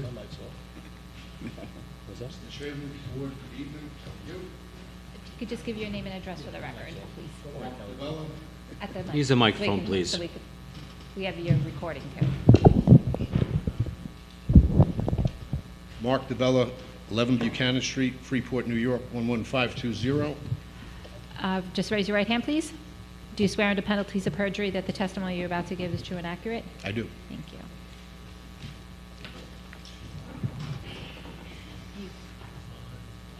6 copies? Yep. He's got one.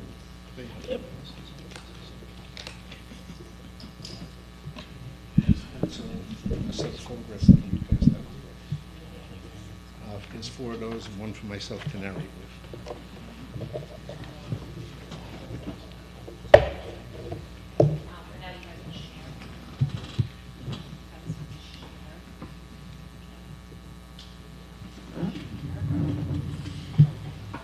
Thank you, Robin.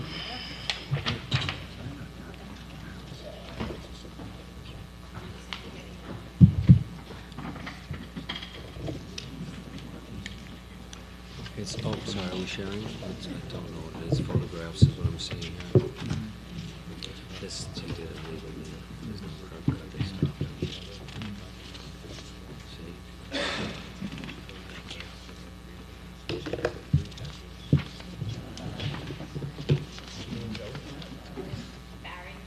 Yes?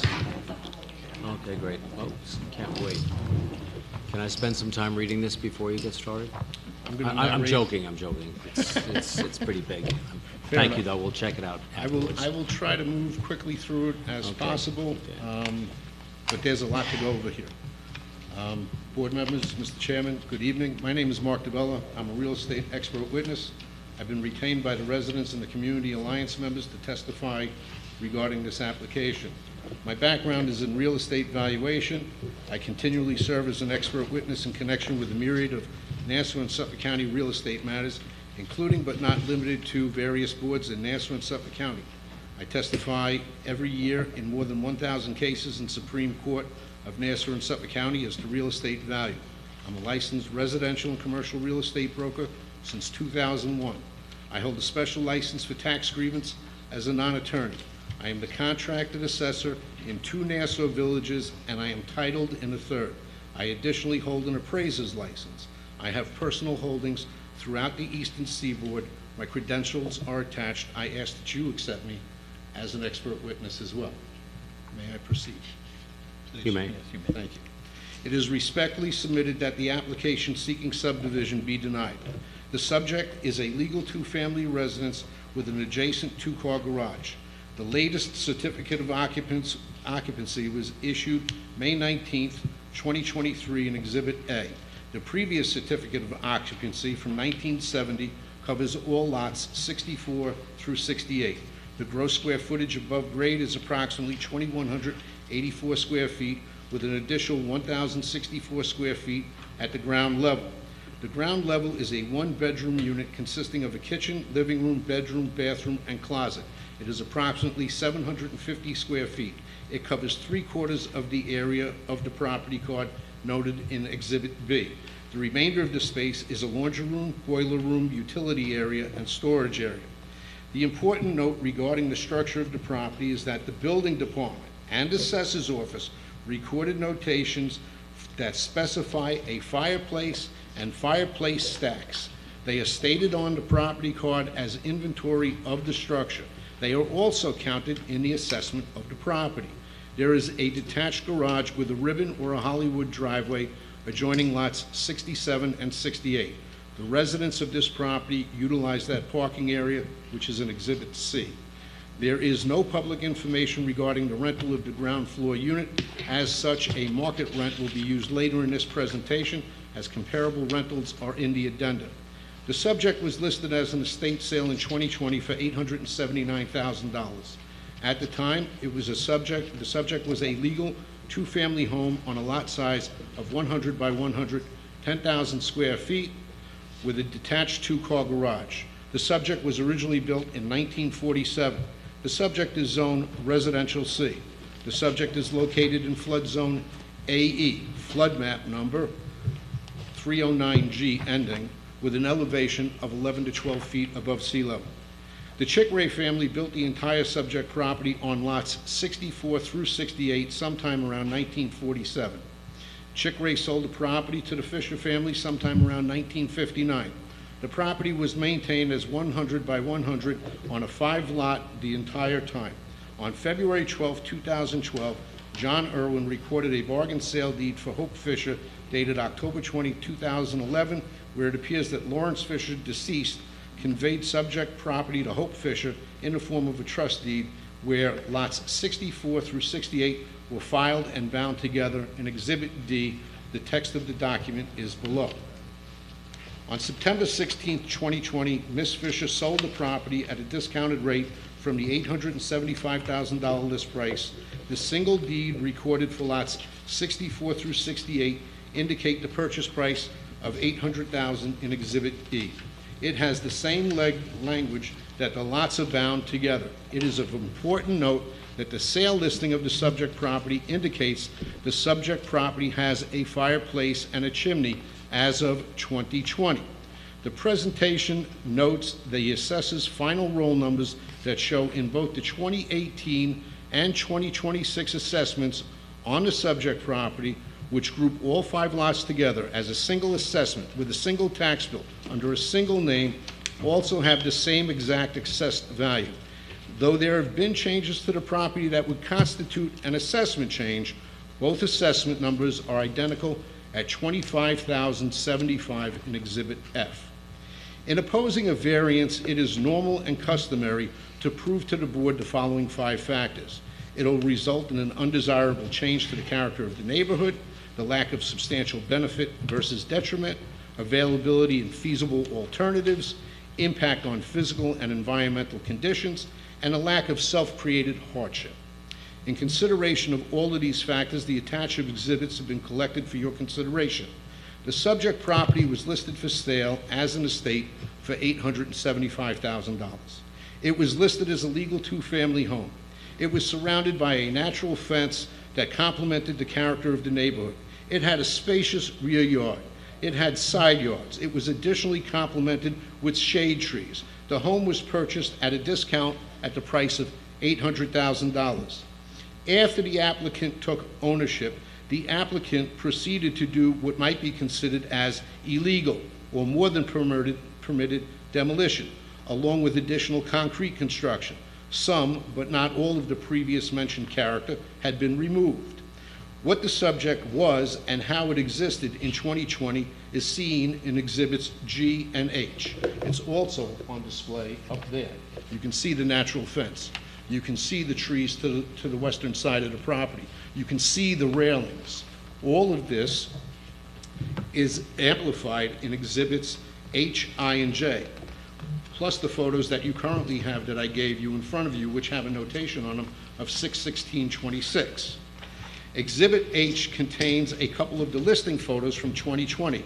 They show a natural fence line, trees, chimney, a wide green western side yard with multiple full-size trees. The subject had railings leading to the front entrance of an estate-type property with a detached 2-car garage on the eastern side. In Exhibit I, the natural fence line at the southern edge of the property is removed. The railings to the front doorway have been removed. The trees and greenery on the west side of the subject property have all been removed. There is a new 6-foot PVC fence along the western side of the property of the subject. There is a new cement pad on the west side of the property. There is an outdoor tent and seating area that looks like a food establishment at the front corner of the building on the west side. There is also a 3-foot plus fence across the cement structure guarding the entrance to that tented area. As a side note, on my way here tonight, I drove in front of that property, and it is not any better. In fact, it's worse than these photos that I took 2 months ago. On the eastern side of the property, there is a new cement driveway that leads to the rear of the subject, and it enlarges into a 2-car parking area.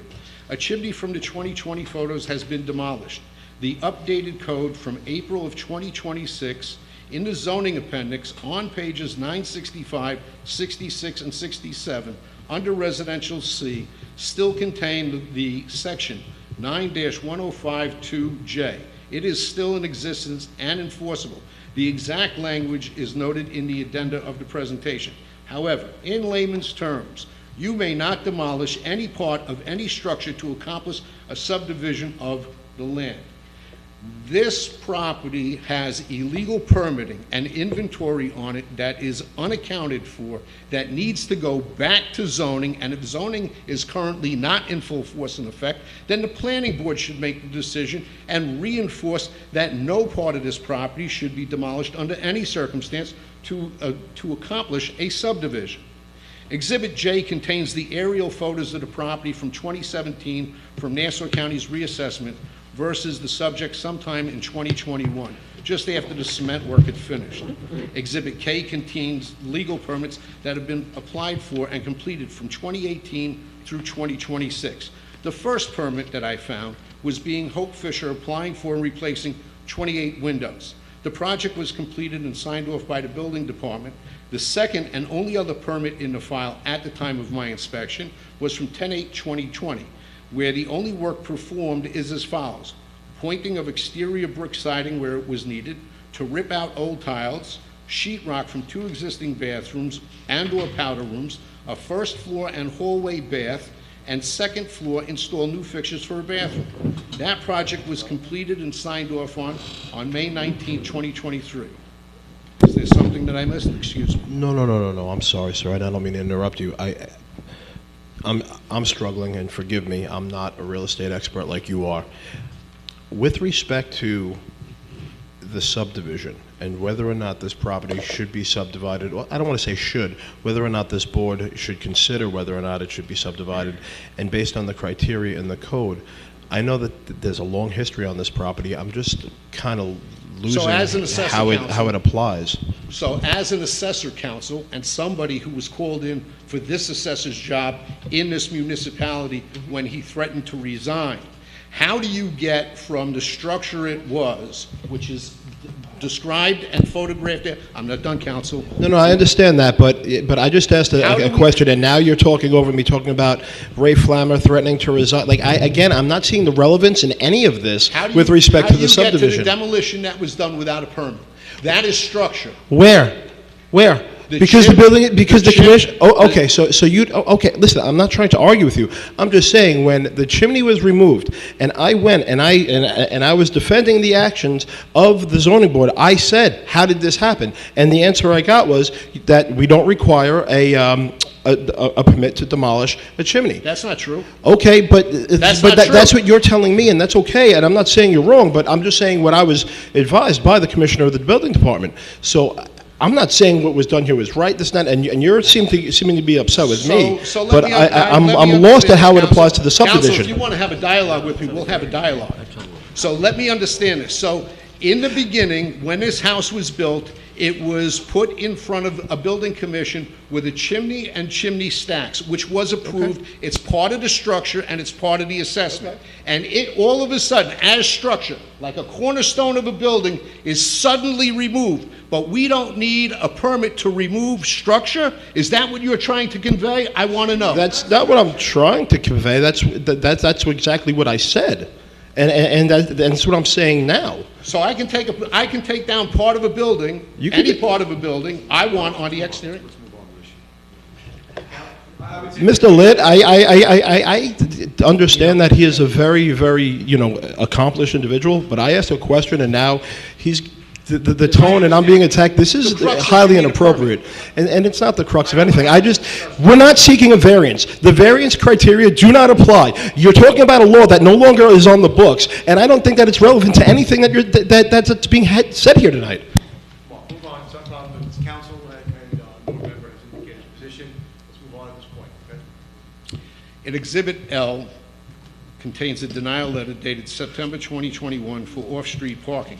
It says specifically that the applicant has to go to zoning for all approvals. However, in 2022, there's now a permit that allows for a second driveway to be installed on a property without going to zoning and/or planning. The structure has been illegally modified to accommodate a rear parking pad, which is in the addendum. Sometime thereafter, all of the work, as explained in Exhibit I, is completed without permits in the building file. Please, let him speak. He has the mic. There is a letter from the applicant to the building department in the addenda that he is modifying the structure to accomplish off-street parking in violation of the code. Exhibit M is the Long Beach City Ordinance 17.5. It states possible penalties for unauthorized removal of trees, plantings, and greenery along Long Beach city streets. The building department is to issue permits for tree and/or shrub removal. An application to the building department must be made. A denial of this is appealable only to the city manager. No such application exists. I thought, excuse me, I'm sorry to interrupt. Am I not allowed to ask questions? If I'm not allowed to ask questions, then please. Because on private property in Long Beach, there's no code that says you're not allowed to remove trees or shrubbery from your private property. If there's trees in a tree well, that could be. I agree, that's different, but we're not talking about that here. That's a natural fence line along a city street. Yeah, I interpret that totally different. Okay. Along a city street, it's along his property line. It's part of the city street. It's adjacent to the abutting sidewalk. Part of the ordinance states that you can't remove it without a permit. It also states shade trees. Thank you. I must also enter into the record that the applicant's survey lacks authenticity. It has conveniently omitted a large shade tree in the center of lots 67 and 68. Photos in Exhibit M. Without the approved permitting to remove that full-grown shade tree, what is the purpose of the subdivision? Exhibit N, Long Beach City Ordinance 2055. While the subdivision of the land does not immediately interfere with numbers 1 through 4 or 6 and 7 until such time as a proposed building is asked for on the subdivided lots, numbers 5 and 8 within the code is what I can testify to. The subject has been altered, destroyed, demolished without proper process. It is clearly evident that the applicant purposely, intentionally, without care, consideration, permission, or proper process at his own peril has destroyed the value and aesthetics of a natural fence line of bushes with adjoining shade tree. He has removed a natural quiet buffer zone and replaced it with cement. He purposely and knowingly has detracted from the values of the surrounding homes in hopes of a premeditated, pre-planned subdivision of the subject lots. The rare and pristine natural buffer was purposely destroyed in violation of codes and permitting. This application should not go forward now or in perpetuity. Exhibit O is the Long Beach City Ordinance 2056, whereas by the board may find unnecessary hardship with regards to the applicant. I believe that Mr. Lupo spoke to the effect that he doesn't want to hear anything with regards to hardships and alternative incomes. So I am going to do with wanting to hear it, sir, and that's not what I'm saying. I mean, and you could throw shots at me all you want, but at the end of the day, I'm not throwing shots yes, you are. But at the end of the day, okay, but at the end of the day, whether or not a hardship is, I mean, first off, if it was a use variance, absolutely, the hardship criteria is relevant. If it was an area variance, absolutely. This board doesn't grant variances. It's not, we're not seeking a variance. That's all I'm saying. 2055, you're saying 2056? Okay, 2055 is the area of the code that defines what the board considers in seeking a subdivision. That's all I'm saying. I mean, you could scoff at me all you want. I mean, I could care less, but I'm just asking how relevant those other things are. If the criteria is defined in the code, I'm just asking a question. But keep taking cheap shots. That seems to work. I'm not taking any cheap shots. With regards to the financial workup of the property, it's currently 100% rented.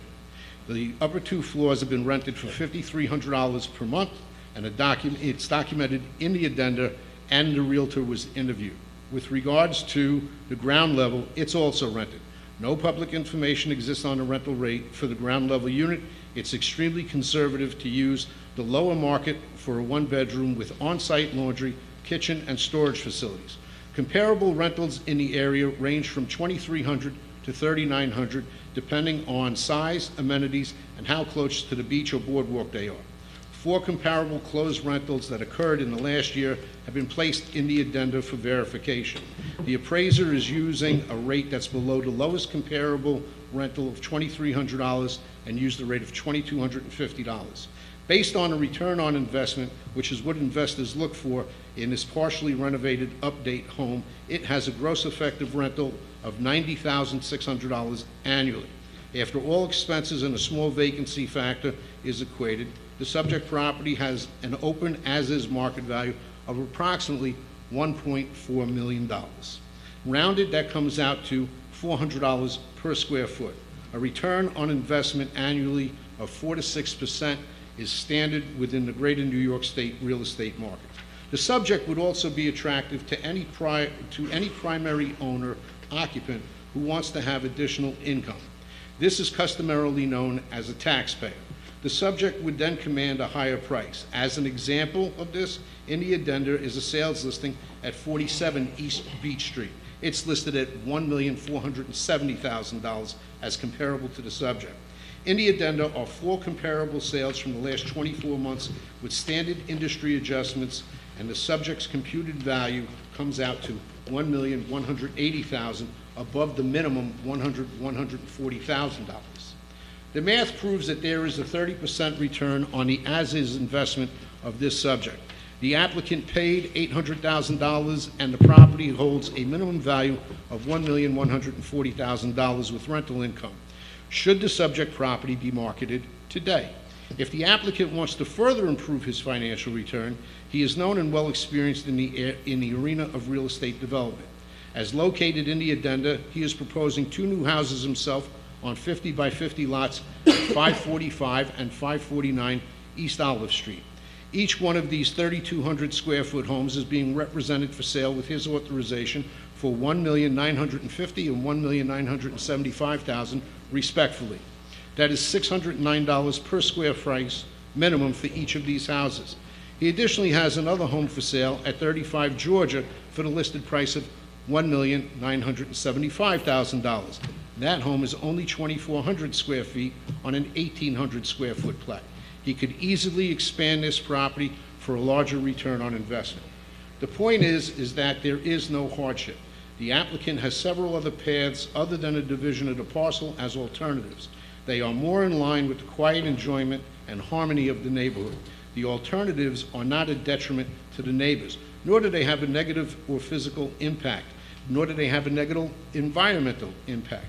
The density of this property, as per the Long Beach Comprehensive Plan in 2023, shows that the property, 355 East B Street, sits in the highest registered density category, population greater than 10,000 people per square mile. Illustration is in the addendum. The updated code is supposed to preserve the existing space. The code is supposed to keep the quiet enjoyment of the larger remaining parcels intact. The code is to safeguard the community from overburdening public services and utilities. However, allowing a subdivision of this subject goes against all of that.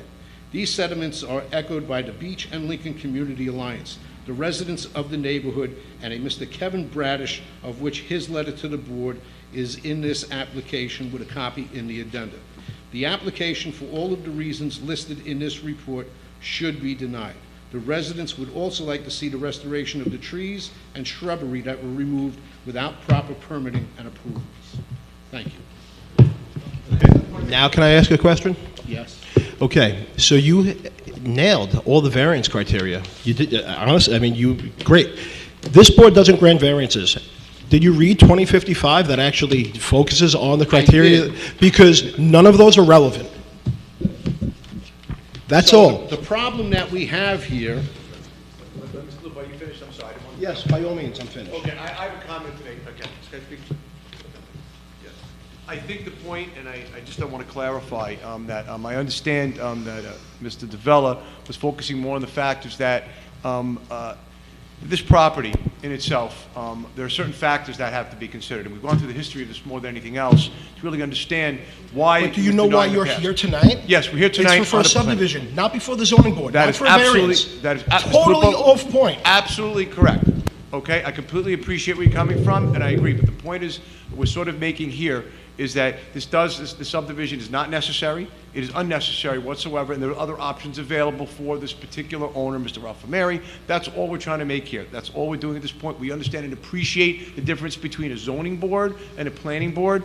And I just want to clarify this. I don't know if Mr. DeVella got that across, and I apologize if he did not. That's my fault as the attorney to make certain that's clarified at this point. But I'm clarifying at that stage that the only reason why is that we feel that he didn't comply with what the dynamics as necessary as for a planning board as well, and that there are other opportunities. We're not here to hurt Mr. Ralphameri. He's been in this community for a long time. He's been very successful. He's a good man. Okay, I know him well. I did represent him several years ago on a tax cert matter. So he's a good guy. He's trying to do the best he can, but we believe this particular property is not the place to be subdivided at this point. There's a lot of issues involved, there's a lot of past history involved. Whether or not it's going to be because he makes money or not money, that's the only point we want to make, Mr. Pope, and that is it. And I think that my Thank you. questions were for both sides, very Absolutely. objective. I've challenged both sides. Yes, you but have. I think that what I'm saying to you as an attorney, Yes. attorney to attorney, Yes. when you have a legal criteria Yes. that a board considers, Absolutely. and these are the only factors, Yes. because this is an agency of the Yes. city, right? Yes. The only factors that it's allowed to legally consider are those codified in the code. Correct. And you ignored all of them. No, that's not true. Yes, it is. I believe we hit the points necessary, and if we hit variance points as well, I believe we hit all the necessary points for planning as well. I believe through all the various points as well, I think we've made it very clear to the board, this should not be subdivided pursuant to the code regarding planning, and if we hit variance as well too, then I guess we double dipped on the aspect of it. Thank you. And I want to thank you very much, though. I do appreciate, Mr. Lupo, again, your time and the board's you, Mr. time as Litt. well. I do want to, I know Mr. D'Agostino did want to comment. Sorry, Mr. Chairman, I would ask, before Mr. DeVella sits down, I do have some questions. Many of them have already been addressed by your counsel. Mr. D'Agostino, this isn't a trial. You don't get we don't have the opportunity to cross-examine witnesses. Well, I have an opportunity to rebut, but You do. if you won't give me the opportunity to ask the questions, then I'm trying to avoid a very lengthy night. But Do we want to have the other people speak here, then Mr. D'Agostino, up to you to rebut completely? That would be fair. Are there any further relevant comments out there? Not for myself, but I know if anybody in the community does. And we're not inviting redundancy, just keep it, please keep it simple, yeah. Yes, Mr. Chairman. Okay, otherwise, you'll lose our attention if we keep hearing the same thing. Okay, thank you. Thank you very much. This is Shane Beglighter, 369 East Peach Street, property owner, right next door. Mr. Beglighter, do you swear on the penalties of perjury that the testimony you're about to give is true and accurate? Yes, I will testify accurately. Thank you, Rob. I first off want to thank everyone for giving us the opportunity to speak. I also want to say it's a pleasure to know you people for the volunteer spirit that you have. Unfortunately, we came to know the members of the ZBA too well because it was indicated we had to make presentation to them 3 times. And I'll just say, as was indicated previously, we were successful 3 times. And there was a reason for that, because we had good cause, and we had good arguments, and we had good listeners. And we in the community think that you guys are the same. we're also good listeners. And this case has gone on since 2020, this matter. And one thing, I didn't intend to comment like this, but I just have to address my comment now with the limited time that I have to something that Mr. Lupo said. Because he was very sincere and very firm in his statement that a chimney does not need a building permit to demolish. And the reason I have to comment on his statement is that when the chimney was removed, we were invited to the Corporation Counsel's office to have a meeting with the then Corporation Counsel, with Mr. Lupo, with the building commissioner, as well as members of the community. And we were told point blank by these people, with them knowing that we had the opportunity to contest the written statement of the building commissioner, as you've heard tonight, who indicated that this subdivision can proceed as of right. Now, they knew that we had the opportunity to contest this, but it was said to us that the building commissioner in 25 years only had his opinions overturned twice.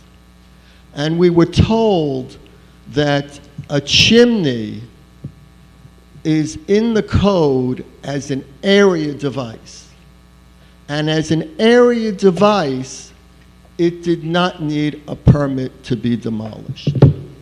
Now, we're sitting and listening to this, and we made the point to the ZBA, Mr. Lupo, you remember, we said we had 2 hearings before the ZBA, and the application that came before the ZBA was to put side yard off-street parking on the premises, on either side of this house. On the east side and on the west side, there was to be 1 parking space on either side, and therefore enough off-street parking would be accomplished because it's a 2-family house and you need 2 cars to be parked there.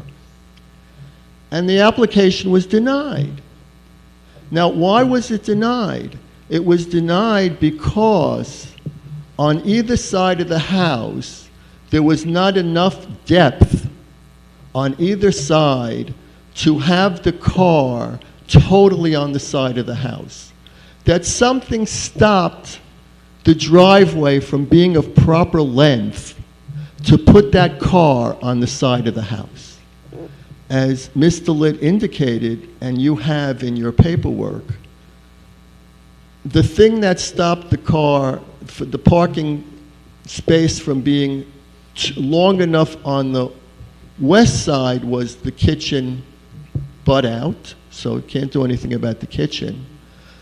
And on the right side, what stopped the parking space from being deep enough was something else that butted out from the house. And that something else that butted out from the house was the chimney. Right, Mr. Lupo? And we made the point that, you know, this chimney is stopping off-street parking, at least 1 parking space, for being able to be put on this property. So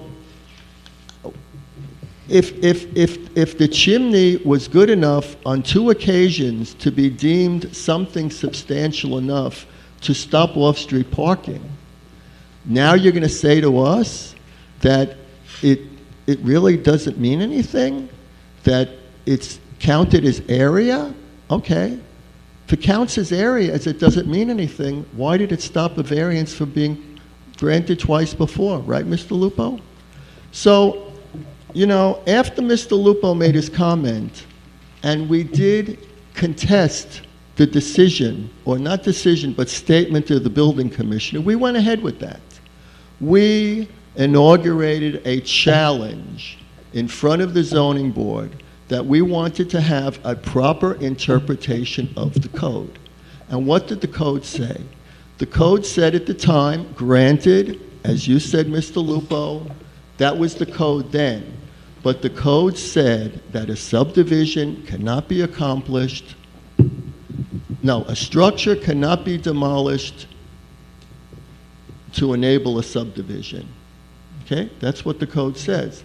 Now, the problem I have right now is that when we contested this, and as was read to you and was given out to you, these are the findings of the zoning board.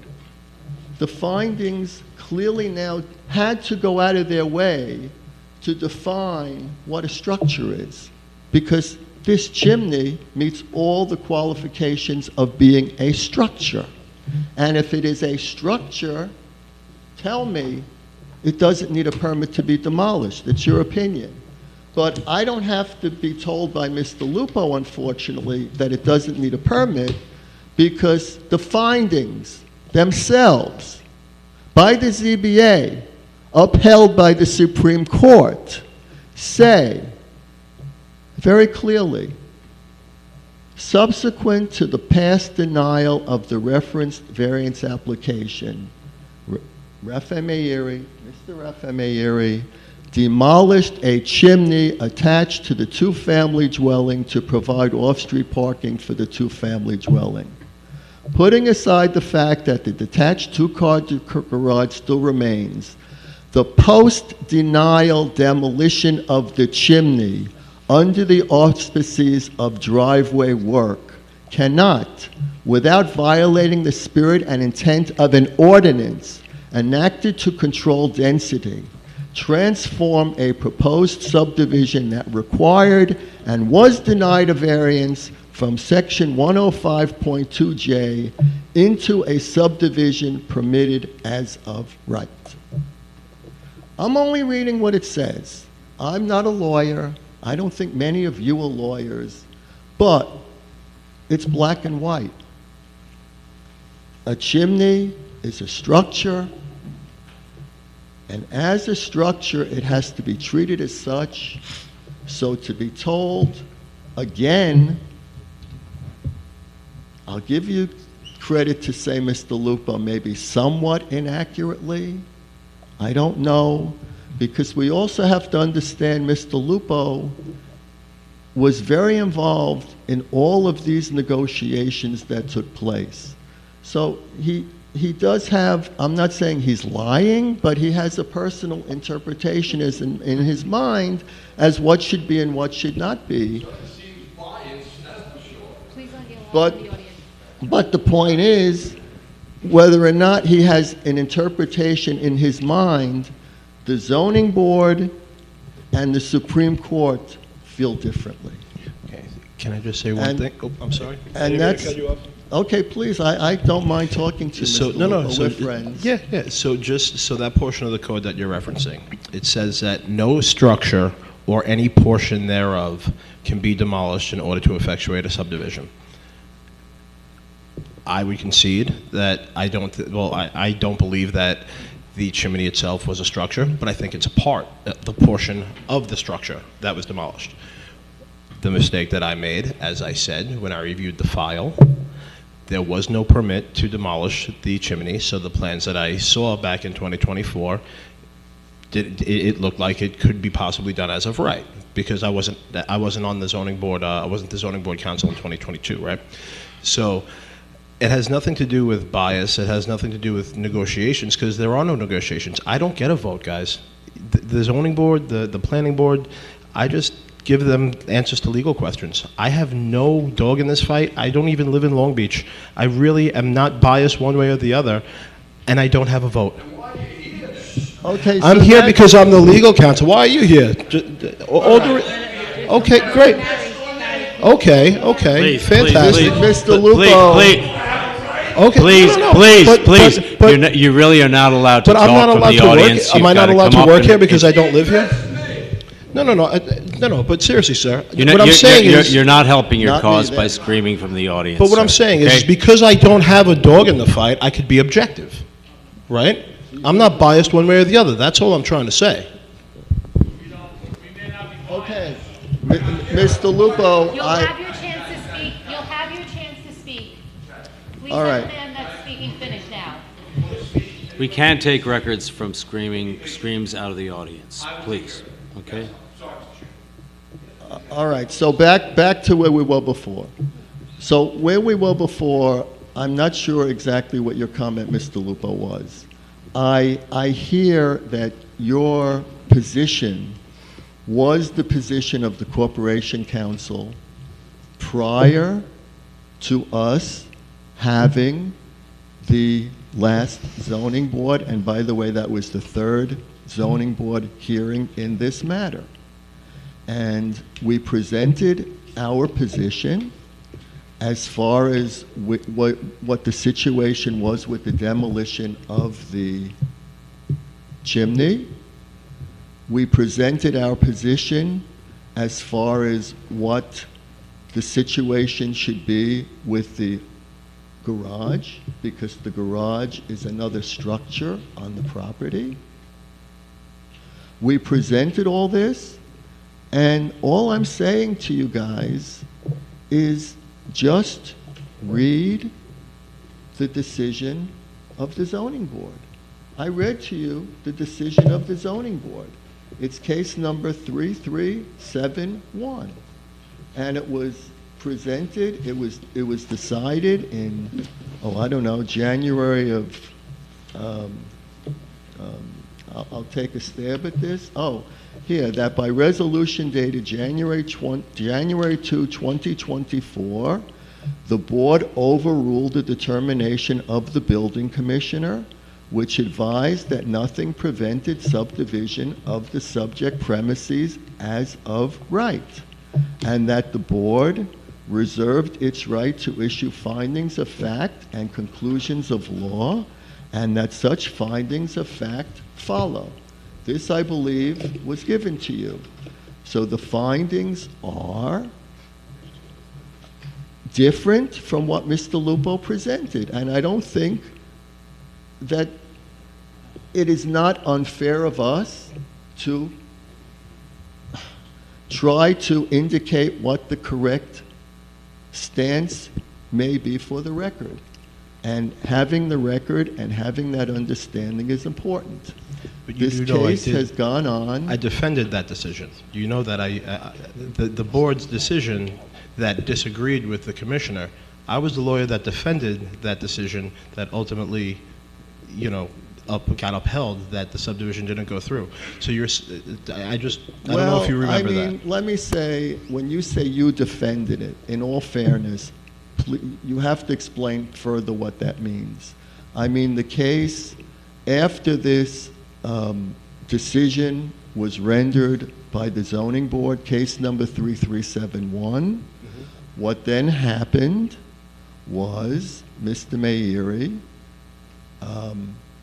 filed an Article 78 proceeding.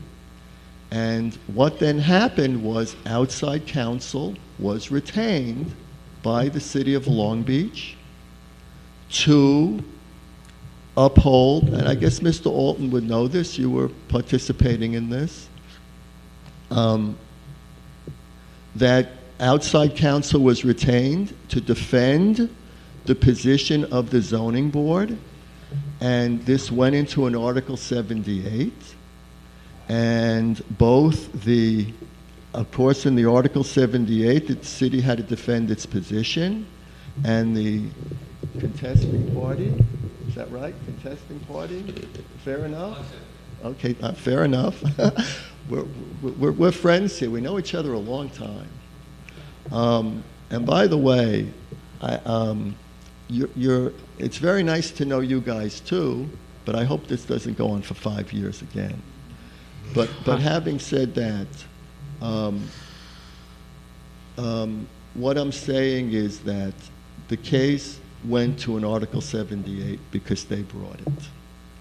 And the city felt it decided it needed appropriate representation. And it hired outside counsel. And that outside counsel vigorously defended the position of the zoning board that this application, that the position of the building commissioner rendering the subdivision as of right was inaccurate, and the city vigorously defended that position, that the decision of the building commissioner was inaccurate, and that this subdivision cannot proceed as of right. And what happened then was the city asked for a dismissal. I can't exactly state, why they asked, what the grounds were. Mr. Lupo, you could please pick this up a little bit. They asked that the case be dismissed, brought by by the developer and Mr. D'Agostino, thank you, and the facts were considered by the court, and the court ruled that they dismissed the case, meaning that the developer and Mr. D'Agostino's position was viewed as not being accurate. I'm not going to say wrong, but not accurate, and the case was dismissed. So the decision of the zoning board that any application now to hear this is not an as of right matter, that there are factors involved here. How to look at this property, if it is to be subdivided, what you guys have to assess to allow it to be subdivided. And we in the community are only saying that there's a lot that you guys need to look at. Well, we're going to spend a month going over this, looking at it, talking about it. No, fair There's enough. a lot of paper was handed out tonight. Sure. We've got all this ahead of us. I think that we get your point. So, Mr. Alton, I apologize, and I we appreciate your yeah. comment, and thank you very much. Fine. You're welcome. And we welcome any other comments, but please nothing redundant. Keep it brief. We don't want to be here till 11 o'clock, not because it doesn't matter, but it's just there's no need to repeat. Okay?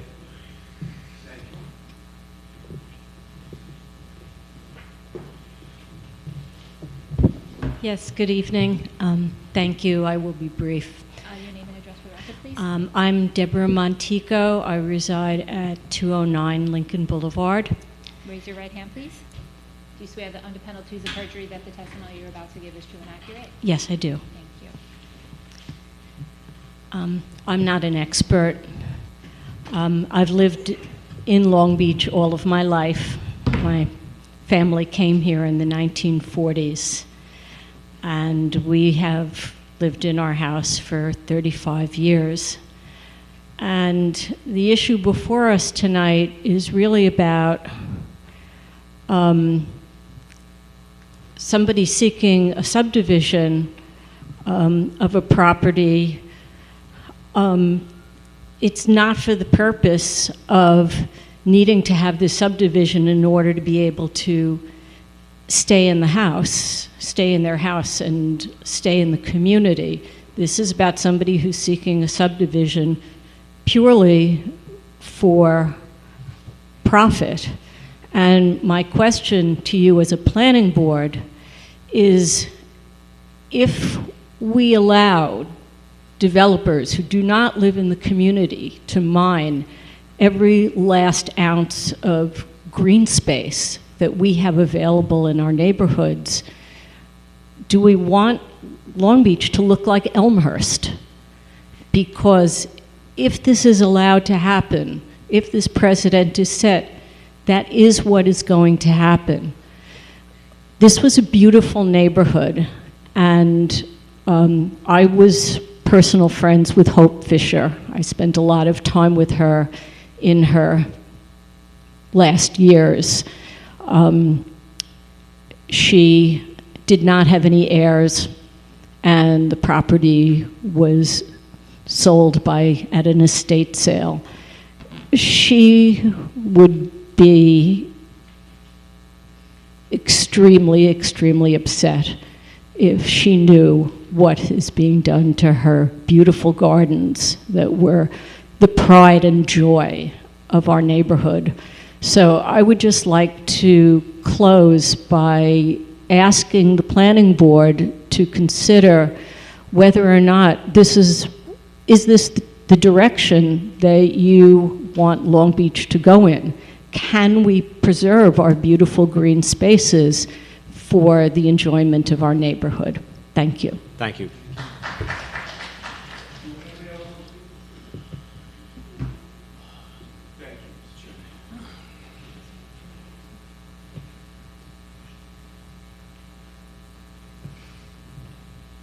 Hi, everyone, fellow community members, planning board members.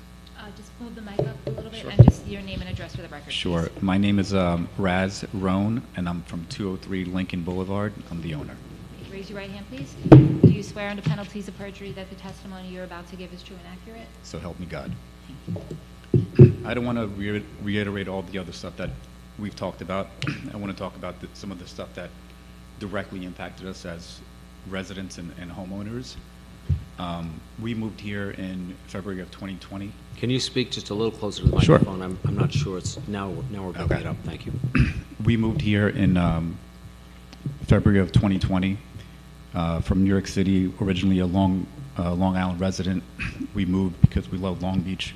We love the greenscapes and everything else, and for our kids to have a backyard to play with. You know, there's nothing wrong with the West End and stuff like that, but that was the draw to the East End, and that's what we loved about it. Our house was owned by Margot, who she was best friends with Hope. Both houses had hedges. We still have our hedges. We love the garden look, and kind of that was one of the big draws to it. Getting to the point, since all these things were done by Mr. Mayeri, which were on the record, and people could watch the zoning board meetings, all three of them, and kind of see all the things that progressed. You know, there's been more water runoff because on the two driveways that he put, whether you consider them legal or not legal, water runoff has gone onto the street. There's already a flooding issue onto the street.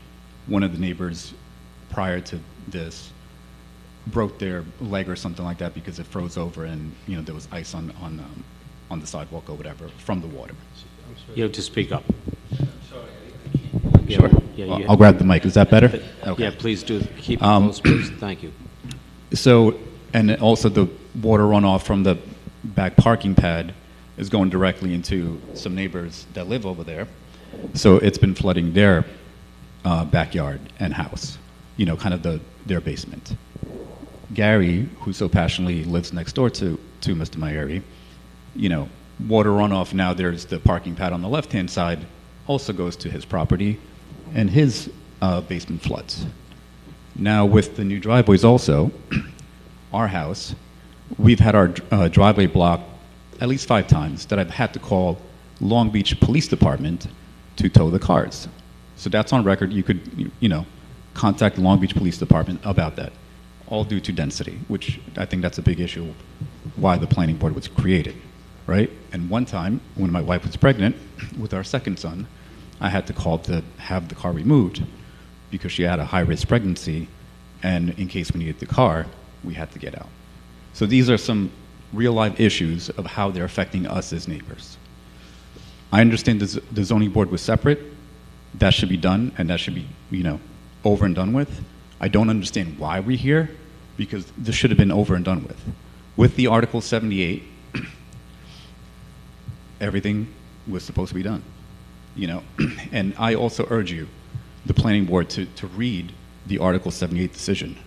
I urge you to read the emails that were submitted as part of the record, which provides important context regarding how the matter was handled. And finally, I ask the planning board to consider the practical consequences of approving this application. If this matter once again results in litigation, it will ultimately impact costs to the city and to the taxpayers. We have spent over $25,000 in legal fees over the years. Mr. Mayeri, his is a business expense. It's tax deductible. He's going to make a large sum of money if he gets a subdivision, right? It's a business expense. You could see the majority of our neighbors, you know, it's their hard-earned money that we are here, again, using our money to do what is the right thing for our community. And that's to keep Long Beach the way it's meant to be. If they're supposed to, you know, if anything, change the code to allow subdivisions, if that's what the city wants. You know, but don't, it's a waste of taxpayers' money, our money, your money, and time to be here for these things. Thank you. Thank you. Thank you very much.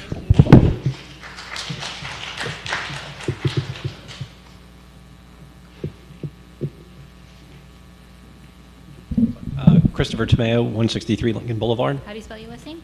Tomato without the second T, Tomao. Raise your right hand, please. Yes. Do you swear under penalty of perjury that the testimony you're about to give is true and accurate? Yes. Thank you. I just want to comment that in addition to our personal feelings about the way things look and are, there are hidden considerations in zoning, and habitat loss for organisms that are not people is also important. You have tree growth on that property. If you plant a tree today, it will not be, given 100 years, the same health and quality of a tree that was grown 100 years ago. You're going to have canopy loss, loss of insect habitat. I go around the neighborhood with my daughter at most nights looking for insects with her. And I can tell you that as a child that was also very interested in bugs, that we've had loss of things like Argiope spiders, which are golden orb weaver spiders in Long Beach that used to exist in the lots near the boardwalk that, of course, have been replaced by buildings. And although those buildings are beautiful and a wonderful tax base, there are things that are irreplaceable, and we don't always pay attention to them. That's all I have to say. Thank you. Thank you.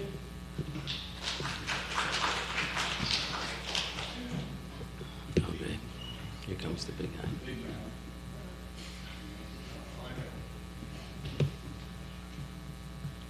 Gary Ulandahl, 349 East Beach, next door neighbor on the west side.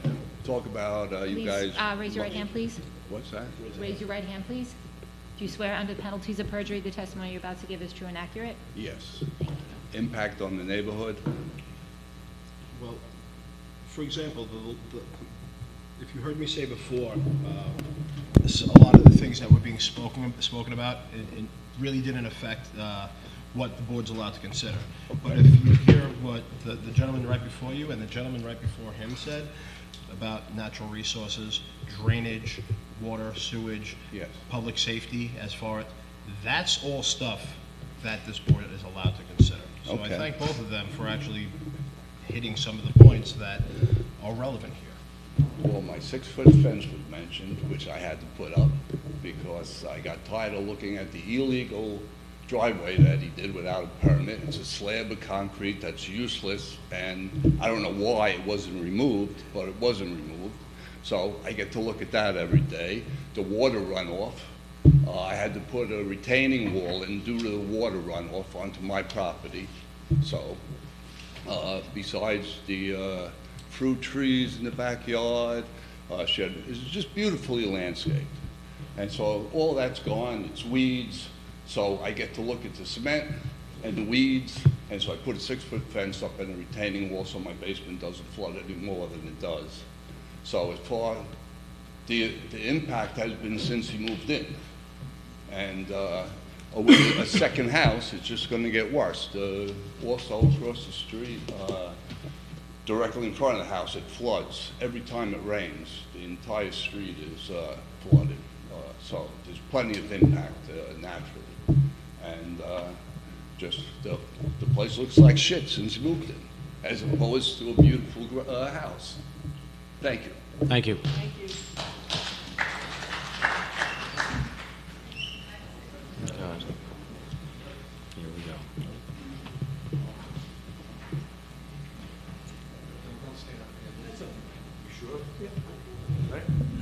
Stephen Bernstein, 380 East Beach Street. Mr. Bernstein, raise your right hand, please. Yes, Do you swear under penalties of perjury the testimony you're about to give is true and accurate? I do. Thank History, 83 years a resident of Long Beach. former member of the zoning board. 50 years at my current address. Simply put, if the Planning Commission wasn't in existence, we wouldn't be here tonight. Is that right? That's right. Something smacks of a political move, which is not unusual in Long Beach, to create an opportunity to continue this case forever. Maybe I'll live to 120, and maybe we will. But I don't think that any of us expected that Mr. Mayeri would appeal the Supreme Court Article 78 to the appellate division when he had an opportunity like this to bring his case again before this board.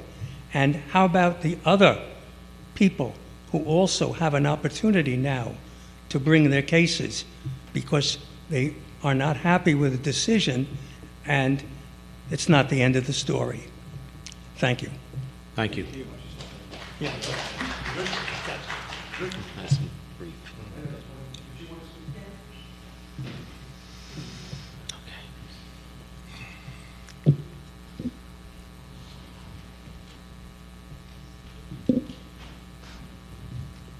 Hi. It's Mary Ellen Rizzo, 360 East Olive Street. Raise your right hand, please. Mhm. Do you swear under penalties of perjury the testimony you're about to give is true and accurate? Yes.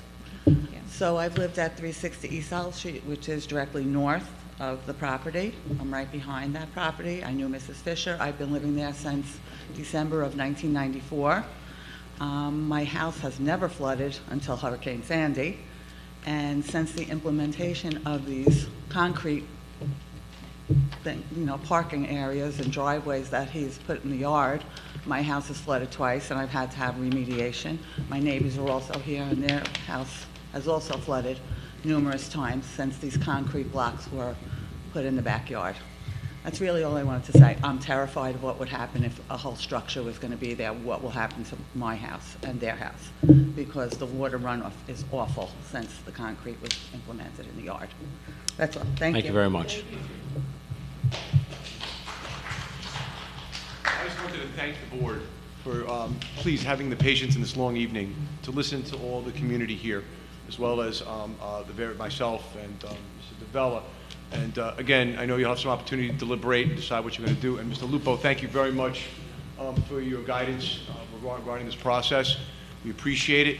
Obviously, there's a lot of issues going on here, and we hope with the board, when they do deliberate this, it really takes into account everything that's been brought before you, and the documentation and the issues, and really take a look on behalf of what needs to be done for the community in this fashion. I want to thank you all very, very much for your time tonight. Thank you, Mr. Litt. Please, thank you. Thank you very much. Okay.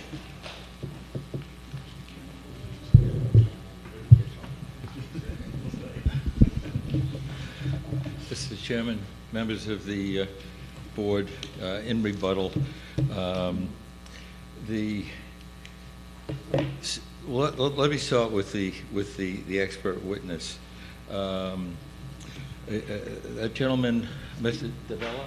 Mr. DeVella apparently knows a lot about assessment, a lot about valuation, none of it being material to the application that is before you. And there was obvious confusion with the standards for your decision. I understand the comments from the neighbors, and I think I've met many of them before. And as you can see, we're somewhat on a friendly basis. But what I haven't heard is when people come up and they object, and people have a tendency not to want to see development. They like looking at trees, they like looking at, and I'm not denigrating that. That's something that if you're living across the street and you like a particular tree, that's on somebody else's property. In terms of removal of living fences, and that was a lot of what the expert testified to. I don't know where that was coming from. I would respectfully submit that if this were a variance application, I would understand his testimony. As a planning application, I don't understand it at all, and I would ask you to discount it, and for the record, I do object to the testimony, which really had no bearing on the issues before you. With respect to the chimney, my understanding is, and I don't claim to be all knowledgeable, but my understanding is that the position that the building department took with respect to the chimney is somehow based upon the fact that the chimney is a permitted encroachment in a side yard. We don't have to go into the chimney anymore. We've heard a lot about the chimney. That we don't need to go on about that. Okay, well, again, I just just... letting you know. I mean, Yeah. we've heard so much about all of this, and we're going to be reviewing this stuff, you know. Yeah, okay, well, I mean, and you understand that I'm making a record. I understand. So, that was my understanding. The other thing that I haven't heard, when people come up and object, I haven't heard anything about the size of the other lots. Is this the largest lot on the block? Is somebody objecting to a subdivision when you're dealing with lots that are larger? With respect to drainage issues, my understanding is that there were building permits filed, that there was a review as far as drainage.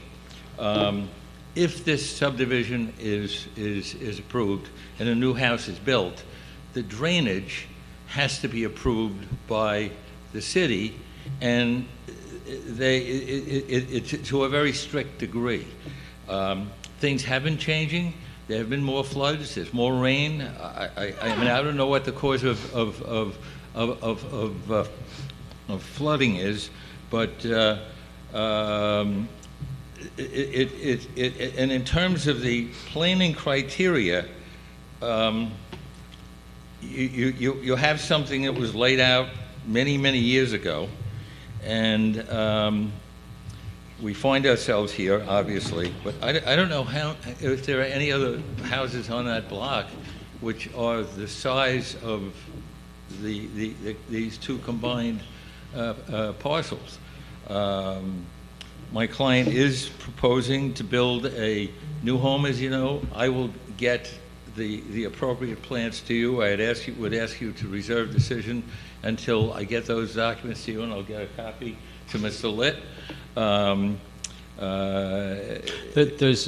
We saw the concept, and if this were to go forward, the planning of that house would be a whole separate case, so there's no need to stress over Okay, that, but I thought there was a request for it. No, we wanted to see it right here, just to have an okay. No, idea. It was a question from the board, but Somebody said to me if I could get copies. that has nothing to do Okay, that's with fine. what decisions will be made this month. That's fine.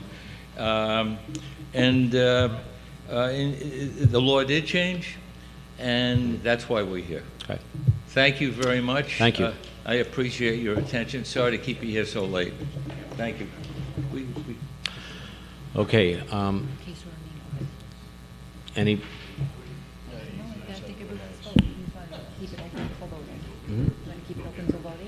yes, regarding our decision tonight, is everyone on board with keeping this open for voting? Yes, I'll make the Okay. motion. You don't have to make a motion. Make a motion. Okay. Make a motion to close the meeting. They were just saying that the case is going to remain open for voting, and the hearing is not yet closed. There was a lot discussed tonight. We're not going to make a rash decision until we review a lot of the material and that was We'll make a submitted. Okay? motion to close the meeting. I'll make a motion to close. Second? Second? Okay. Board Member Clancy made a motion to close the meeting. Board Member Lucas seconded the motion. Voting, Board Member Clancy? Yes. Board Member Lucas? Yes. Board Member Martinson? Martinson. Yes. Board Member Patton? Sure, Martinson. You just stepped away. Oh, okay. Board Member Spada? Yes. Chairperson Alton? Yes, Meeting is closed, 9:34 p.m. thank you.